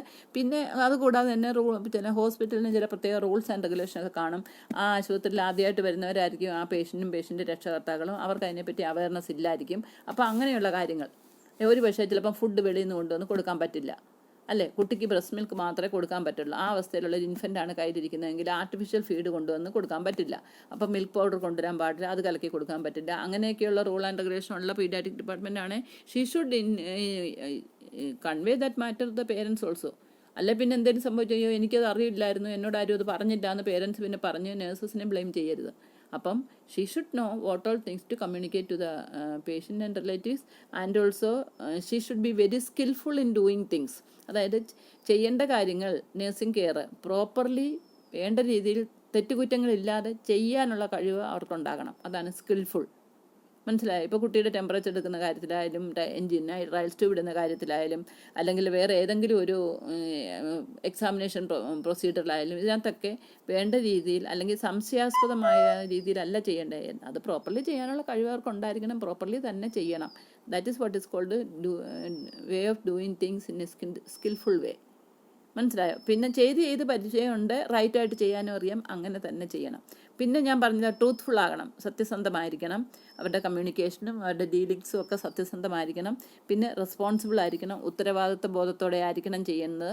പിന്നെ ട്രസ്റ്റ് വർത്തി ആകണം. എന്ന് വെച്ചാൽ അവർ പേഷ്യൻറ്റിൻ്റെ മുമ്പിലും റിലേറ്റീവ്സിൻ്റെ മുമ്പിലും ഡീൽ ചെയ്യുന്ന മറ്റാൾക്കാരുടെ മുമ്പിലെല്ലാം വിശ്വസ്തയായിരിക്കണം. അതാണ് ട്രസ്റ്റ് വർത്തിനെസ് എന്ന് പറഞ്ഞാൽ. ഓക്കെ, വിശ്വസ്തയായിരിക്കണം. പിന്നെ ഇമോഷണൽ സ്റ്റെബിലിറ്റി, അതായത് നേഴ്സിന് തന്നെ കെയർ എടുക്കുന്ന നേഴ്സിന് തന്നെ ഒരു ഇമോഷണൽ സ്റ്റെബിലിറ്റി ഉള്ള ആളായിരിക്കണം. എന്ന് പറഞ്ഞാൽ ഇപ്പോൾ കുട്ടിയുടെ കണ്ടീഷൻ ഡിറ്റീരിയറേറ്റ് ചെയ്ത് പോകുന്നു, അല്ലെങ്കിൽ കുട്ടി വാടി വെച്ചൊരു കുട്ടി മരിച്ചു എന്നിരിക്കട്ടെ, അപ്പം അമ്മയും അച്ഛനും കരയുന്ന പോലെ നേഴ്സും കൂടെ കിടന്ന് കരയാൻ പറ്റില്ല. She should be able to know how to control her emotion according to the situation. അതാണ് പറയുന്നത് ഇമോഷണൽ സ്റ്റെബിലിറ്റി. അപ്പോൾ ഇമോഷണൽ സ്റ്റെബിലിറ്റി ഉള്ള ഒരു നേഴ്സായിരിക്കണം ചൈൽഡ് ഹെൽത്ത് നേഴ്സ് അല്ലെങ്കിൽ പീഡിയാട്രിക് നേഴ്സ്. കാരണം കുട്ടികളുടെ രോഗാവസ്ഥയിൽ പല പല ആൾട്ടറേഷൻസ് ഉണ്ടാകാം, അത് നെഗറ്റീവ് സൈഡിലേക്ക് പോകാം, പ്രോഗ്നോസിസ് പുവറാകാം. അപ്പോൾ പേരൻസിനെ അത് ഇമോഷണലി ഡെഫിനറ്റ്ലി അഫക്റ്റ് ചെയ്യുമല്ലോ. അപ്പോൾ അവർക്ക് ഹെൽത്ത് സപ്പോർട്ട് കൊടുക്കാനും അവർക്ക് ഇമോഷണൽ സപ്പോർട്ട് കൊടുക്കാനും ഒക്കെയുള്ള ഒരു കപ്പാസിറ്റി ആയിരിക്കണം നേഴ്സിന് വേണ്ടത്. അല്ലാതെ അവരുടെ തന്നെ ഇമോഷണൽ സ്റ്റെബിലിറ്റി നഷ്ടപ്പെട്ടു പോകുന്ന രീതിയിൽ ബിഹേവ് ചെയ്യരുത്. അപ്പോൾ അതിനുള്ള ഒരു കപ്പാസിറ്റിയും പീഡിയാട്രിക് നേഴ്സിന് അല്ലെങ്കിൽ ചൈൽഡ് ഹെൽത്ത് നേഴ്സിന് ഉണ്ടാവണം. അപ്പോൾ ഇത്രയാണ് qualities of a paediatric nurse or child health nurse. നമ്മൾ ഒത്തിരി പഠിച്ചു. ഗുഡ് ലിസണർ ആയിരിക്കണമെന്ന് പറഞ്ഞു, പിന്നെ ലവ് ആൻഡ് ലൈക്ക്നെസ് ഉണ്ടാവണം, അഡിക്വേറ്റ് നോളജ് ഉണ്ടാകണം, പിന്നെ ഡെവലപ്മെൻറ്റൽ നീഡ്സ് ഒക്കെ ഇൻ്റർപ്രറ്റ് ചെയ്യാനുള്ള കഴിവുണ്ടാകണം. ഒരു കുട്ടിയുടെ ഡെവലപ്മെൻറ്റൽ നീഡ്സ് ഇൻ്റർപ്രറ്റ് ചെയ്യാനുള്ള കഴിവ്, അത് ഞാൻ എക്സ്പ്ലെയിൻ ചെയ്തായിരുന്നു. പിന്നെ ഡെവലപ്മെൻറ്റൽ നീഡ്സ്, അതുകൂടാതെ capacity to alleviate traumatic experience of hospitalisation. അതായത് ഹോസ്പിറ്റലിൽ വന്നു കഴിഞ്ഞാൽ അതിൻ്റേതായ ട്രോമാറ്റിക് എക്സ്പീരിയൻസ് കുട്ടികളിലും കുട്ടിയുടെ രക്ഷിതാക്കളിലും മാറ്റിയെടുക്കാനുള്ള കഴിവുണ്ടാകണം. പിന്നെ പേഷ്യൻ്റ് ആയിരിക്കണം, പ്ലസൻ്റ് ആയിരിക്കണം, pleasant in appearance and ability, and to assess child behavior. കുട്ടികളുടെ ബിഹേവിയർ അസസ് ചെയ്യാനുള്ള ഒരു പ്രത്യേക കഴിവുണ്ടാകണം. പിന്നെ ability for verbal and non verbal communication. പിന്നെ ഗുഡ് IPR ഡെവലപ്പ് ചെയ്യണം കുട്ടിയായിട്ടും ഫാമിലി ആയിട്ടും. പിന്നെ provision of safety and security. പിന്നെ friendliness, honesty, gentle, diligent and humorous ആയിരിക്കണം. പിന്നെ ഗുഡ് ഒബ്സർവേഷൻ പവർ ഉണ്ടായിരിക്കണം, തീരുമാനങ്ങൾ എടുക്കാനും അല്ലെങ്കിൽ നിരീക്ഷിച്ച് തീരുമാനങ്ങൾ എടുക്കാനുള്ള പ്രത്യേക കഴിവുണ്ടായിരിക്കണം. പിന്നെ വെൽ ഇൻഫോംഡ് ആയിരിക്കണം, സ്കിൽഫുൾ ആയിരിക്കണം, ദെൻ ട്രൂത്ത്ഫുൾ ആകണം, റെസ്പോൺസിബിൾ ആകണം, ട്രസ്റ്റ് വർത്തി ആകണം. പിന്നെ അവർക്ക് ഇമോഷണൽ സ്റ്റെബിലിറ്റി ഉണ്ടാകണം. ഇത്രയാണ് പീഡിയാട്രിക് നേഴ്സിന് വേണ്ട ഇമ്പോർട്ടൻറ്റ് കാര്യങ്ങൾ.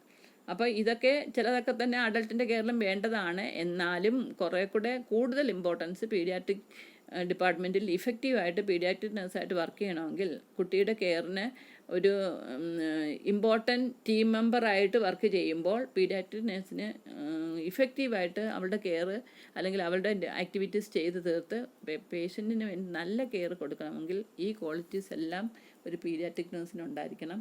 അല്ലെങ്കിൽ സ്വന്തമായിട്ട് ഇവാലുവേറ്റ് ചെയ്യുക, ഇതിലൊക്കെ ഓരോന്നും ഇതിലേതൊക്കെ എനിക്കുണ്ട് എന്ന് ഓരോ നേഴ്സും അവിടെ ഡ്യൂട്ടി ചെയ്യുന്നതിന് മുമ്പേ സ്വന്തമായിട്ടൊരു സെൽഫ് അസസ്മെൻറ്റ് നടത്തിയിട്ട് ഏതെല്ലാം കഴിവില്ലായ്മ ഉണ്ട് അല്ലെങ്കിൽ ഇന്ന കാര്യങ്ങൾ എനിക്ക് കുറേ കൂടെ ഡെവലപ്പ് ചെയ്യണമെന്ന് സ്വന്തമായിട്ട് തീരുമാനമെടുത്ത് അത് ഡെവലപ്പ് ചെയ്ത് എങ്കിൽ മാത്രമേ ഒരു പീഡിയാട്രിക് നേഴ്സിന് അല്ലെങ്കിൽ ഒരു ചൈൽഡ് ഹെൽത്ത് നേഴ്സിന് ഇഫക്റ്റീവായിട്ട് പീഡിയാട്രിക് നേഴ്സ് വാർഡിൽ വർക്ക് ചെയ്യാൻ പറ്റത്തുള്ളൂ.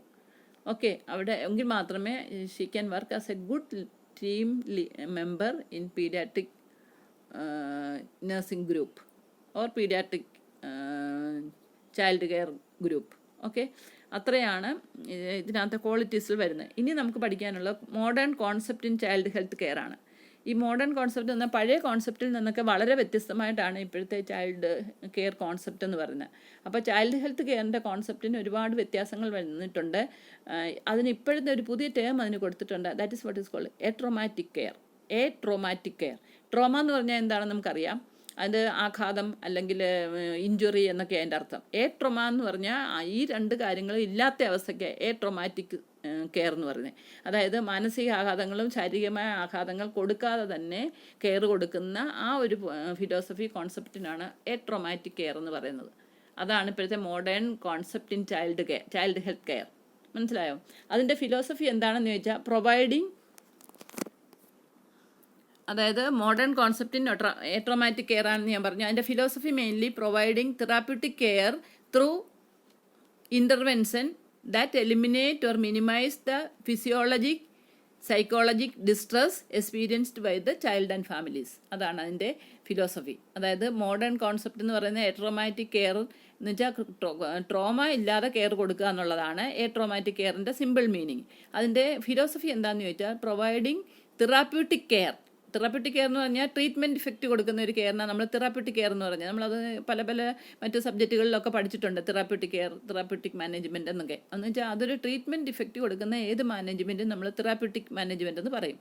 അപ്പോൾ ഇവിടെ ഇതിൻ്റെ ഈ എട്രോമാറ്റിക് കെയറിൻ്റെ ഫിലോസഫി എന്താണെന്ന് വെച്ചാൽ providing therapeutic care through interventions that eliminate or minimise physiological, psychological distress experienced by the children and families. അതായത് കുട്ടികളും രക്ഷകർത്താക്കളും ഉണ്ടാകുന്ന ഫിസിയോളജിക്കൽ ആൻഡ് സൈക്കോളജിക്കൽ സ്ട്രെസ്സ് ഇല്ലാതാക്കുക അല്ലെങ്കിൽ അതിനെ മിനിമൈസ് ചെയ്യുക എന്നുള്ളതാണ് ഈ ട്രോമാറ്റിക് ചൈൽഡ് ഹെൽത്ത് കെയറിൻ്റെ philosophy. So the philosophy of traumatic child health care is providing therapeutic care through intervention that eliminate or minimize the physiological and psychological distress experienced by the children and families. മനസ്സിലായല്ലോ? അപ്പോഴേ ഇനി അതിന് ചില AIIMS ഒക്കെ ഉണ്ട് ഈ traumatic കെയറിന്. അതിൻ്റെ AIIMS എന്തൊക്കെയാണെന്ന് ചോദിച്ചാൽ first implementation of traumatic care. ഈ ഒരു തിയറിയും ഫിലോസഫിയും ഉണ്ടെങ്കിൽ പോലും അത് ഇംപ്ലിമെൻറ്റ് ചെയ്താൽ മാത്രമേ അതിൻ്റെ എക്സ്പീരിയൻസ് അവർ അനുഭവിക്കത്തുള്ളൂ. അപ്പോൾ ഇംപ്ലിമെൻറ്റേഷനകത്ത് first എയിമാണ്. That is implementing the philosophy of traumatic care. Second is focus on overall development of the child. Then incorporation of evidence-based nursing. Next is emergence of pediatric nurse practitioner and subspecialties. Then high technology care. Then rapid and new diagnostic test. Then care in child-oriented environment. And then primary nursing. And case management, then expanded role of health education, then more emphasis on preventive pediatrics, adolescent health service, immunization and malnutrition, then enforcement of law against child neglect, child abuse and female infanticide, then special service to orphans, destitute and street children. ഇത്രയും ഈ പറയുന്ന എല്ലാം aims of traumatic കെയറിൽ വരും. ഒരുപാട് കാര്യങ്ങൾ അതിനകത്ത് വന്നു. First of all implementation of traumatic care. Second is focus on overall development of child. അതെല്ലായിടത്തും ഉള്ള കാര്യമാണ്, നമുക്കറിയാം. Focus on overall development of the child എന്നുള്ളത്. പിന്നെ incorporation of evidence based nursing. ഈ എവിഡൻസ് ബേസ്ഡ് നഴ്സിംഗ് നമ്മൾ പീഡിയാട്രിക്സിൽ തന്നെയല്ല, അതെല്ലാ ബ്രാഞ്ചസ് ഓഫ് നഴ്സിംഗിലും പഠിക്കുന്ന എവിഡൻസ് ബേസ്ഡ് നഴ്സിംഗ് എന്ന് പറഞ്ഞാൽ. പിന്നെ emergence of paediatric nurse practitioner and sub specialities. അതായത് പീഡിയാട്രിക് ഡിപ്പാർട്ട്മെൻറ്റ് തന്നെ, പീഡിയാട്രിക് ബ്രാഞ്ച് തന്നെ കൂടുതൽ സ്പെഷ്യലൈസ്ഡ് ആയിട്ട് പോകേണ്ടതിൻ്റെ ആവശ്യകതയാണ് അതിൽ പറയുന്നത്. പിന്നെ ഹൈ ടെക്നോളജി കെയർ. അതായത് ഇപ്പോഴത്തെ എത്രയും ടെക്നോളജി ഒത്തിരി അഡ്വാൻസ് ആയിട്ടുള്ള കാലമാണ്. അപ്പോൾ അവിടെ പല ടെക്നിക്കൽ എക്യുപ്മെൻറ്റ്സ് അവൈലബിൾ ആണ്. അതൊക്കെ ഉപയോഗിച്ച് കെയർ കൊടുത്താൽ കുറേ കൂടെ പെട്ടെന്ന് കാര്യങ്ങൾ പലതും സാധിക്കാൻ പറ്റും. ഇപ്പോൾ തന്നെ ഒരു കുട്ടി കിടക്കുമ്പോൾ അതിൻ്റെ കുട്ടിയെ മോണിറ്ററിനോട് കണക്ട് ചെയ്യുക, അല്ലെങ്കിൽ അവരുടെ പെട്ടെന്ന് ബ്ലഡിൽ ഓക്സിജൻ ലെവൽ കോൺസെൻട്രേഷൻ എത്ര ഉണ്ടെന്ന് നോക്കാൻ പെട്ടെന്ന് നോക്കുന്ന ടെക്നോളജി ഉണ്ട്. അപ്പോൾ ഇപ്പോൾ എല്ലാത്തിനും ടൈം കൺസ്യൂമിങ് ആയിട്ടുള്ള ഒരുപാട് അഡ്വാൻസ്ഡ് ടെക്നോളജീസ് ഉണ്ട്. അതൊക്കെ ഇംപ്ലിമെൻറ്റ് ചെയ്യാനുള്ള സാധ്യതകളും അത് ചെയ്യേണ്ട ആവശ്യകതയും. ഇപ്പോൾ തന്നെ ഞാൻ പറയട്ടെ, കുട്ടികൾക്ക് IV ഫ്ലൂയിഡ് കൊടുക്കുമ്പോൾ അഡൾട്ടിന് കൊടുക്കുന്ന പോലെ ഫുൾ ഡ്രോപ്പായിട്ട് നമുക്ക് കൊടുക്കാൻ പറ്റില്ല. അപ്പോൾ അങ്ങനെ വരുന്നതന്നെ അതിനെ വീണ്ടും മൈക്രോ ഡ്രോപ്പായി ഒക്കെ അഡ്ജസ്റ്റ് ചെയ്ത് ഒരു എക്യുപ്മെൻറ്റ്സ് ഒക്കെ ഉപയോഗിച്ച് അതിനകത്ത് അഡ്ജസ്റ്റ്മെൻറ്റ് നടത്തി കഴിഞ്ഞാൽ നമ്മൾ കൊടുക്കേണ്ട ഇത്ര മണിക്കൂർ കൊണ്ട് ആ IV ഫ്ലൂയിഡ് പോകണമെന്നുള്ള കാൽക്കുലേറ്റ് ചെയ്ത് അതിൽ കൊണ്ട് സിറിഞ്ചിനകത്തോ വല്ല എടുത്ത് കുട്ടിക്ക് IV കണക്ട് ചെയ്താൽ ആ ലെവലിൽ തന്നെ അത് പോകാൻ ഉള്ള സംവിധാനങ്ങളുള്ള ടെക്നോളജിക്കൽ എക്യുപ്മെൻറ്റ്സ് അവൈലബിൾ ആണ്. അങ്ങനെ ഓരോരോ കാര്യത്തിനും പലതും ന്യൂ ടെക്നോളജിയുടെ ഭാഗമായിട്ട് അവൈലബിൾ ആണ്. അതൊക്കെ ഇംപ്ലിമെൻറ്റ് ചെയ്യാനും കൂടെ കഴിയണം. മനസ്സിലായോ? പിന്നെ ഹൈ ടെക്നോളജി കെയർ എന്ന് പറഞ്ഞാൽ അതാണ്. പിന്നെ rapid and new diagnostic test, പണ്ടില്ലാത്ത പല പല കാര്യങ്ങളും ഇപ്പം രോഗം കണ്ടുപിടിക്കാൻ വേണ്ടി ഹെൽപ്ഫുള്ളാണ്. അത് ഡയഗ്നോസ്റ്റിക് ടെസ്റ്റുകളും ഡയഗ്നോസ്റ്റിക് എക്യുപ്മെൻറ്റ്സും ഒക്കെ ഉണ്ട്. ഓക്കെ. പിന്നെ അടുത്തത് care in child oriented environment, അതായത് കുട്ടികളുടെ മനസ്സുമായിട്ട് ഇണങ്ങിച്ചേരാൻ പറ്റുന്ന എൻവയൺമെൻറ്റ് പ്രൊവൈഡ് ചെയ്യുന്ന സംവിധാനങ്ങൾ. ഇപ്പം ഞാൻ ഓർക്കുന്നു, ഞാൻ വെളിയിലൊരു കൺട്രിയിൽ വർക്ക് ചെയ്തിട്ടുണ്ട്. അവിടുത്തെ വാർഡിനകത്ത് തന്നെ ഇൻഡോർ ഗാർഡൻസ് ഉണ്ട്. അപ്പോൾ കുട്ടികൾക്ക് ഡോക്ടർ വന്ന് റൗണ്ട്സൊക്കെ ചെയ്ത് കഴിഞ്ഞാൽ ആംബുലേറ്ററി ആയിട്ടുള്ള കുട്ടികൾക്ക് ആ ഗാർഡനിൽ പോയിരിക്കാം, അവിടെ കളിക്കാനുള്ള ഫെസിലിറ്റി ഉണ്ട്. അത് ഹോസ്പിറ്റലിന് വെളിയിലല്ല, ആ വാർഡിനകത്ത് തന്നെ ഇൻഡോർ ഗാർഡൻസ് ഉണ്ട്. മനസ്സിലായോ? അപ്പോൾ അങ്ങനെയുള്ളപ്പം കുട്ടി ഇത് ആശുപത്രിയാണ്, അല്ലെങ്കിൽ ഇവിടെ ഡോക്ടേഴ്സേ ഉള്ളൂ, അവരേ ഉള്ളൂ, ഇവരുള്ളൂ, എനിക്ക് പേടിയാണ്, അങ്ങനെ പെയിൻഫുൾ സ്റ്റിമുലയാണ്, അങ്ങനെയുള്ള ഒരു കോൺസെപ്റ്റ് കുട്ടികളുടെ ആശുപത്രിയെ പറ്റിയുള്ള കോൺസെപ്റ്റ് മാറി എടുത്തിട്ട് ഒരു വീടിൻ്റെ അന്തരീക്ഷം ഒക്കെ തന്നെയായിട്ട് ഇൻ്റഗ്രേറ്റ് ചെയ്യാനുള്ള പല പല സംവിധാനങ്ങളും ഇപ്പം ഇൻഫ്രാസ്ട്രക്ചറിൽ തന്നെയുണ്ട്. മനസ്സിലായോ? അതാണ് പറയുന്നത് care in child oriented environment. അപ്പോൾ അവിടെ ഒത്തിരി ടോയ്സ് കൊടുക്കുക, അല്ലെങ്കിൽ ഔട്ട്ഡോർ ഗെയിം കളിക്കാൻ പോലെയുള്ള സാഹചര്യം കൊടുക്കുക. അങ്ങനെയൊക്കെ തന്നെ കുട്ടികൾക്ക് കുറേ കൂടെ അതിനോട് മാനസികമായിട്ട് ഹോസ്പിറ്റൽ എൻവയൺമെൻറ്റിനോട് ഹോസ്പിറ്റലൈസേഷനോട് അഡ്ജസ്റ്റ് ചെയ്യാൻ പറ്റും. പിന്നെ പ്രൈമറി നഴ്സിംഗ്, അതായത് ഏറ്റവും ബേസിക്കായിട്ടുള്ള നഴ്സിംഗ് കൊടുക്കത്തക്ക സംവിധാനങ്ങൾ. ഓക്കെ. പിന്നെ അടുത്തത് കേസ് മാനേജ്മെൻറ്റ്, അതായത് കുറേ കൂടെ ഡിഫിക്കൽട്ട് കേസ് എങ്ങനെയാണ് മാനേജ് ചെയ്യുന്നത്, അതിന് ഉത്തരവാദിത്തപ്പെട്ട ഈ സ്പെഷ്യലിസ്റ്റ് ആയിട്ടുള്ള ആൾക്കാരെ ഏൽപ്പിക്കുക. പിന്നെ expanded role of health education, അതായത് ആ കുട്ടികൾക്ക് എഡ്യൂക്കേഷൻ പ്രൊവൈഡ് ചെയ്യാൻ വേണ്ടി ഉള്ള പ്രത്യേക റോളോടെ ചില നേഴ്സസ് അതിൽ സ്പെഷ്യലൈസ്ഡ് ആയിട്ട് സ്പെഷ്യലി പ്രിപ്പയർഡ് ആയിട്ട് വരും. അതൊരു എക്സ്പാൻഡഡ് റോൾ ഓഫ് നഴ്സിംഗ് ആയിട്ട് വേണേൽ പറയാം. അങ്ങനെയുള്ള ആൾക്കാർ കുട്ടികളെ വന്ന് ഡീൽ ചെയ്യുക, പേരൻസുമായിട്ട് മാനേജ് ചെയ്യുക, അങ്ങനെയുള്ള കാര്യം. പിന്നെ more emphasis on preventive paediatrics, അതായത് പ്രിവെൻറ്റീവ് പീഡിയാട്രിക്സിന് കൂടുതൽ ഇമ്പോർട്ടൻസ് കൊടുക്കുക. അതിനകത്താണ് ഇമ്മ്യൂണൈസേഷനും പിന്നെ രോഗം വരാതിരിക്കാനുള്ള ന്യൂട്രീഷൻ ഇതൊക്കെ പ്രൊവൈഡ് ചെയ്യുക, അങ്ങനെയുള്ള കാര്യങ്ങളൊക്കെ. അതാണ് more emphasis on preventive paediatrics. Adolescent health care, അതായത് അവരുടെ growth and development. Adolescent stage എന്ന് പറയുന്ന ഒരു ട്രാൻസിഷണൽ പീരീഡാണ്. അന്നേരം പല പല മാനസിക പ്രശ്നങ്ങളും ഉണ്ടാകാവുന്ന അവസ്ഥയൊക്കെയാണ്. അപ്പോൾ അവരെ എങ്ങനെ മാനേജ് ചെയ്യണം എന്നുള്ളതിൻ്റെ ചില പ്രത്യേക ഇമ്പോർട്ടൻസ് കൊടുക്കുക. Immunisation, malnutrition etcetera. പിന്നെ എൻഫോഴ്സ്മെൻറ്റ് ഓഫ് ലോ, അതായത് നിയമം ഉപയോഗിച്ച് കുട്ടികളെ നെഗ്ലക്റ്റ് ചെയ്യുക, അല്ലെങ്കിൽ കുട്ടികളെ അബ്യൂസ് ചെയ്യുക, അല്ലെങ്കിൽ പെൺകുട്ടികളുണ്ടായാൽ അവരുടെ ജീവിതം അവസാനിപ്പിക്കുക. അതായത് ഒത്തിരി പെൺകുട്ടികളെ ഇഷ്ടമല്ലാത്ത പല പല സമൂഹങ്ങളും പല പല കൾച്ചറും ഉണ്ട്. അപ്പോൾ അവർ ഗർഭാവസ്ഥയിൽ തന്നെ ആ കുട്ടിയെ അബോർട്ട് ചെയ്ത് കളയുക, അല്ലെങ്കിൽ ഉണ്ടായി കഴിയുമ്പം നശിപ്പിക്കുക. ഈ അടുത്ത കാലത്ത് പത്രത്തിൽ കണ്ടില്ലേ, ഏതോ ഒരു അച്ഛന് ഒരു പെൺകുട്ടിയെ കൊണ്ട് എറിഞ്ഞു കൊന്നെന്നോ അങ്ങനെയൊക്കെ കണ്ടില്ലേ പത്രത്തിൽ. എന്ന് പറയുന്ന പോലെ അങ്ങനെയൊക്കെയുള്ള മെൻറ്റാലിറ്റിയുള്ള ഒരുപാട് ആൾക്കാരുണ്ട്. അപ്പോൾ അവരുടെ പറ്റിയും അങ്ങനെയുള്ള ഒരു കാര്യം ത്തിന് വേണ്ടിയുള്ള അഗൻസ്റ്റ് ആയിട്ട് റൂൾ എടുക്കേണ്ട ഒരു അവസ്ഥ. ഓക്കെ. അപ്പോൾ ഇത്രയൊക്കെയാണ് മെയിൻലി നമ്മൾ ഈ പറയുന്ന ട്രോമാറ്റിക് കെയറിൽ പ്രത്യേകിച്ച് ഇംപ്ലിമെൻറ്റ് ചെയ്യാനുള്ള. പിന്നെ അതായത് special service to orphan, destitute and street children എന്ന് പറഞ്ഞാൽ, അതായത് ബന്ധുമിത്രാളികൾ ഒന്നും ഇല്ലാത്ത അഗതികൾ, സ്ട്രീറ്റ് ചിൽഡ്രൻ, അല്ലെങ്കിൽ അവർക്ക് അച്ഛനും അമ്മയും ആരും ഇല്ല. പിന്നെ ഡെസ്റ്റിറ്റ്യൂട്ട് എന്ന് പറഞ്ഞാൽ ഈ യാചകരായിട്ട് നടക്കുന്ന കുട്ടികളുണ്ട്. പിന്നെ അതുകൂടാതെ തന്നെ ഓർഫൺസ്, അതായത് അനാഥർ, ഇങ്ങനെയുള്ള കുട്ടികളുടെയൊക്കെ കെയർ മെയിൻറ്റെയിൻ ചെയ്യുക എന്നുള്ളതും ഈ ട്രോമാറ്റിക് കെയറിൻ്റെ ഒരു ഇമ്പോർട്ടൻറ്റ് എയിമാണ്. ഓക്കെ. അപ്പോൾ ഇത്രയാണ് നമ്മൾ ഇതിനകത്ത് മെയിൻലി ഇന്നത്തെ പീഡിയാട്രിക്സിൽ പഠിക്കാനുള്ളത്. അതിനകത്ത് ഒരുപാട് കാര്യങ്ങൾ നമ്മൾ പഠിച്ചു. ആദ്യമേ അതിൻ്റെ basic things, what is paediatrics, what is paediatric nursing, പിന്നെ അതിൻ്റെ ഫീച്ചേഴ്സ് എന്തൊക്കെയാണ്, പിന്നെ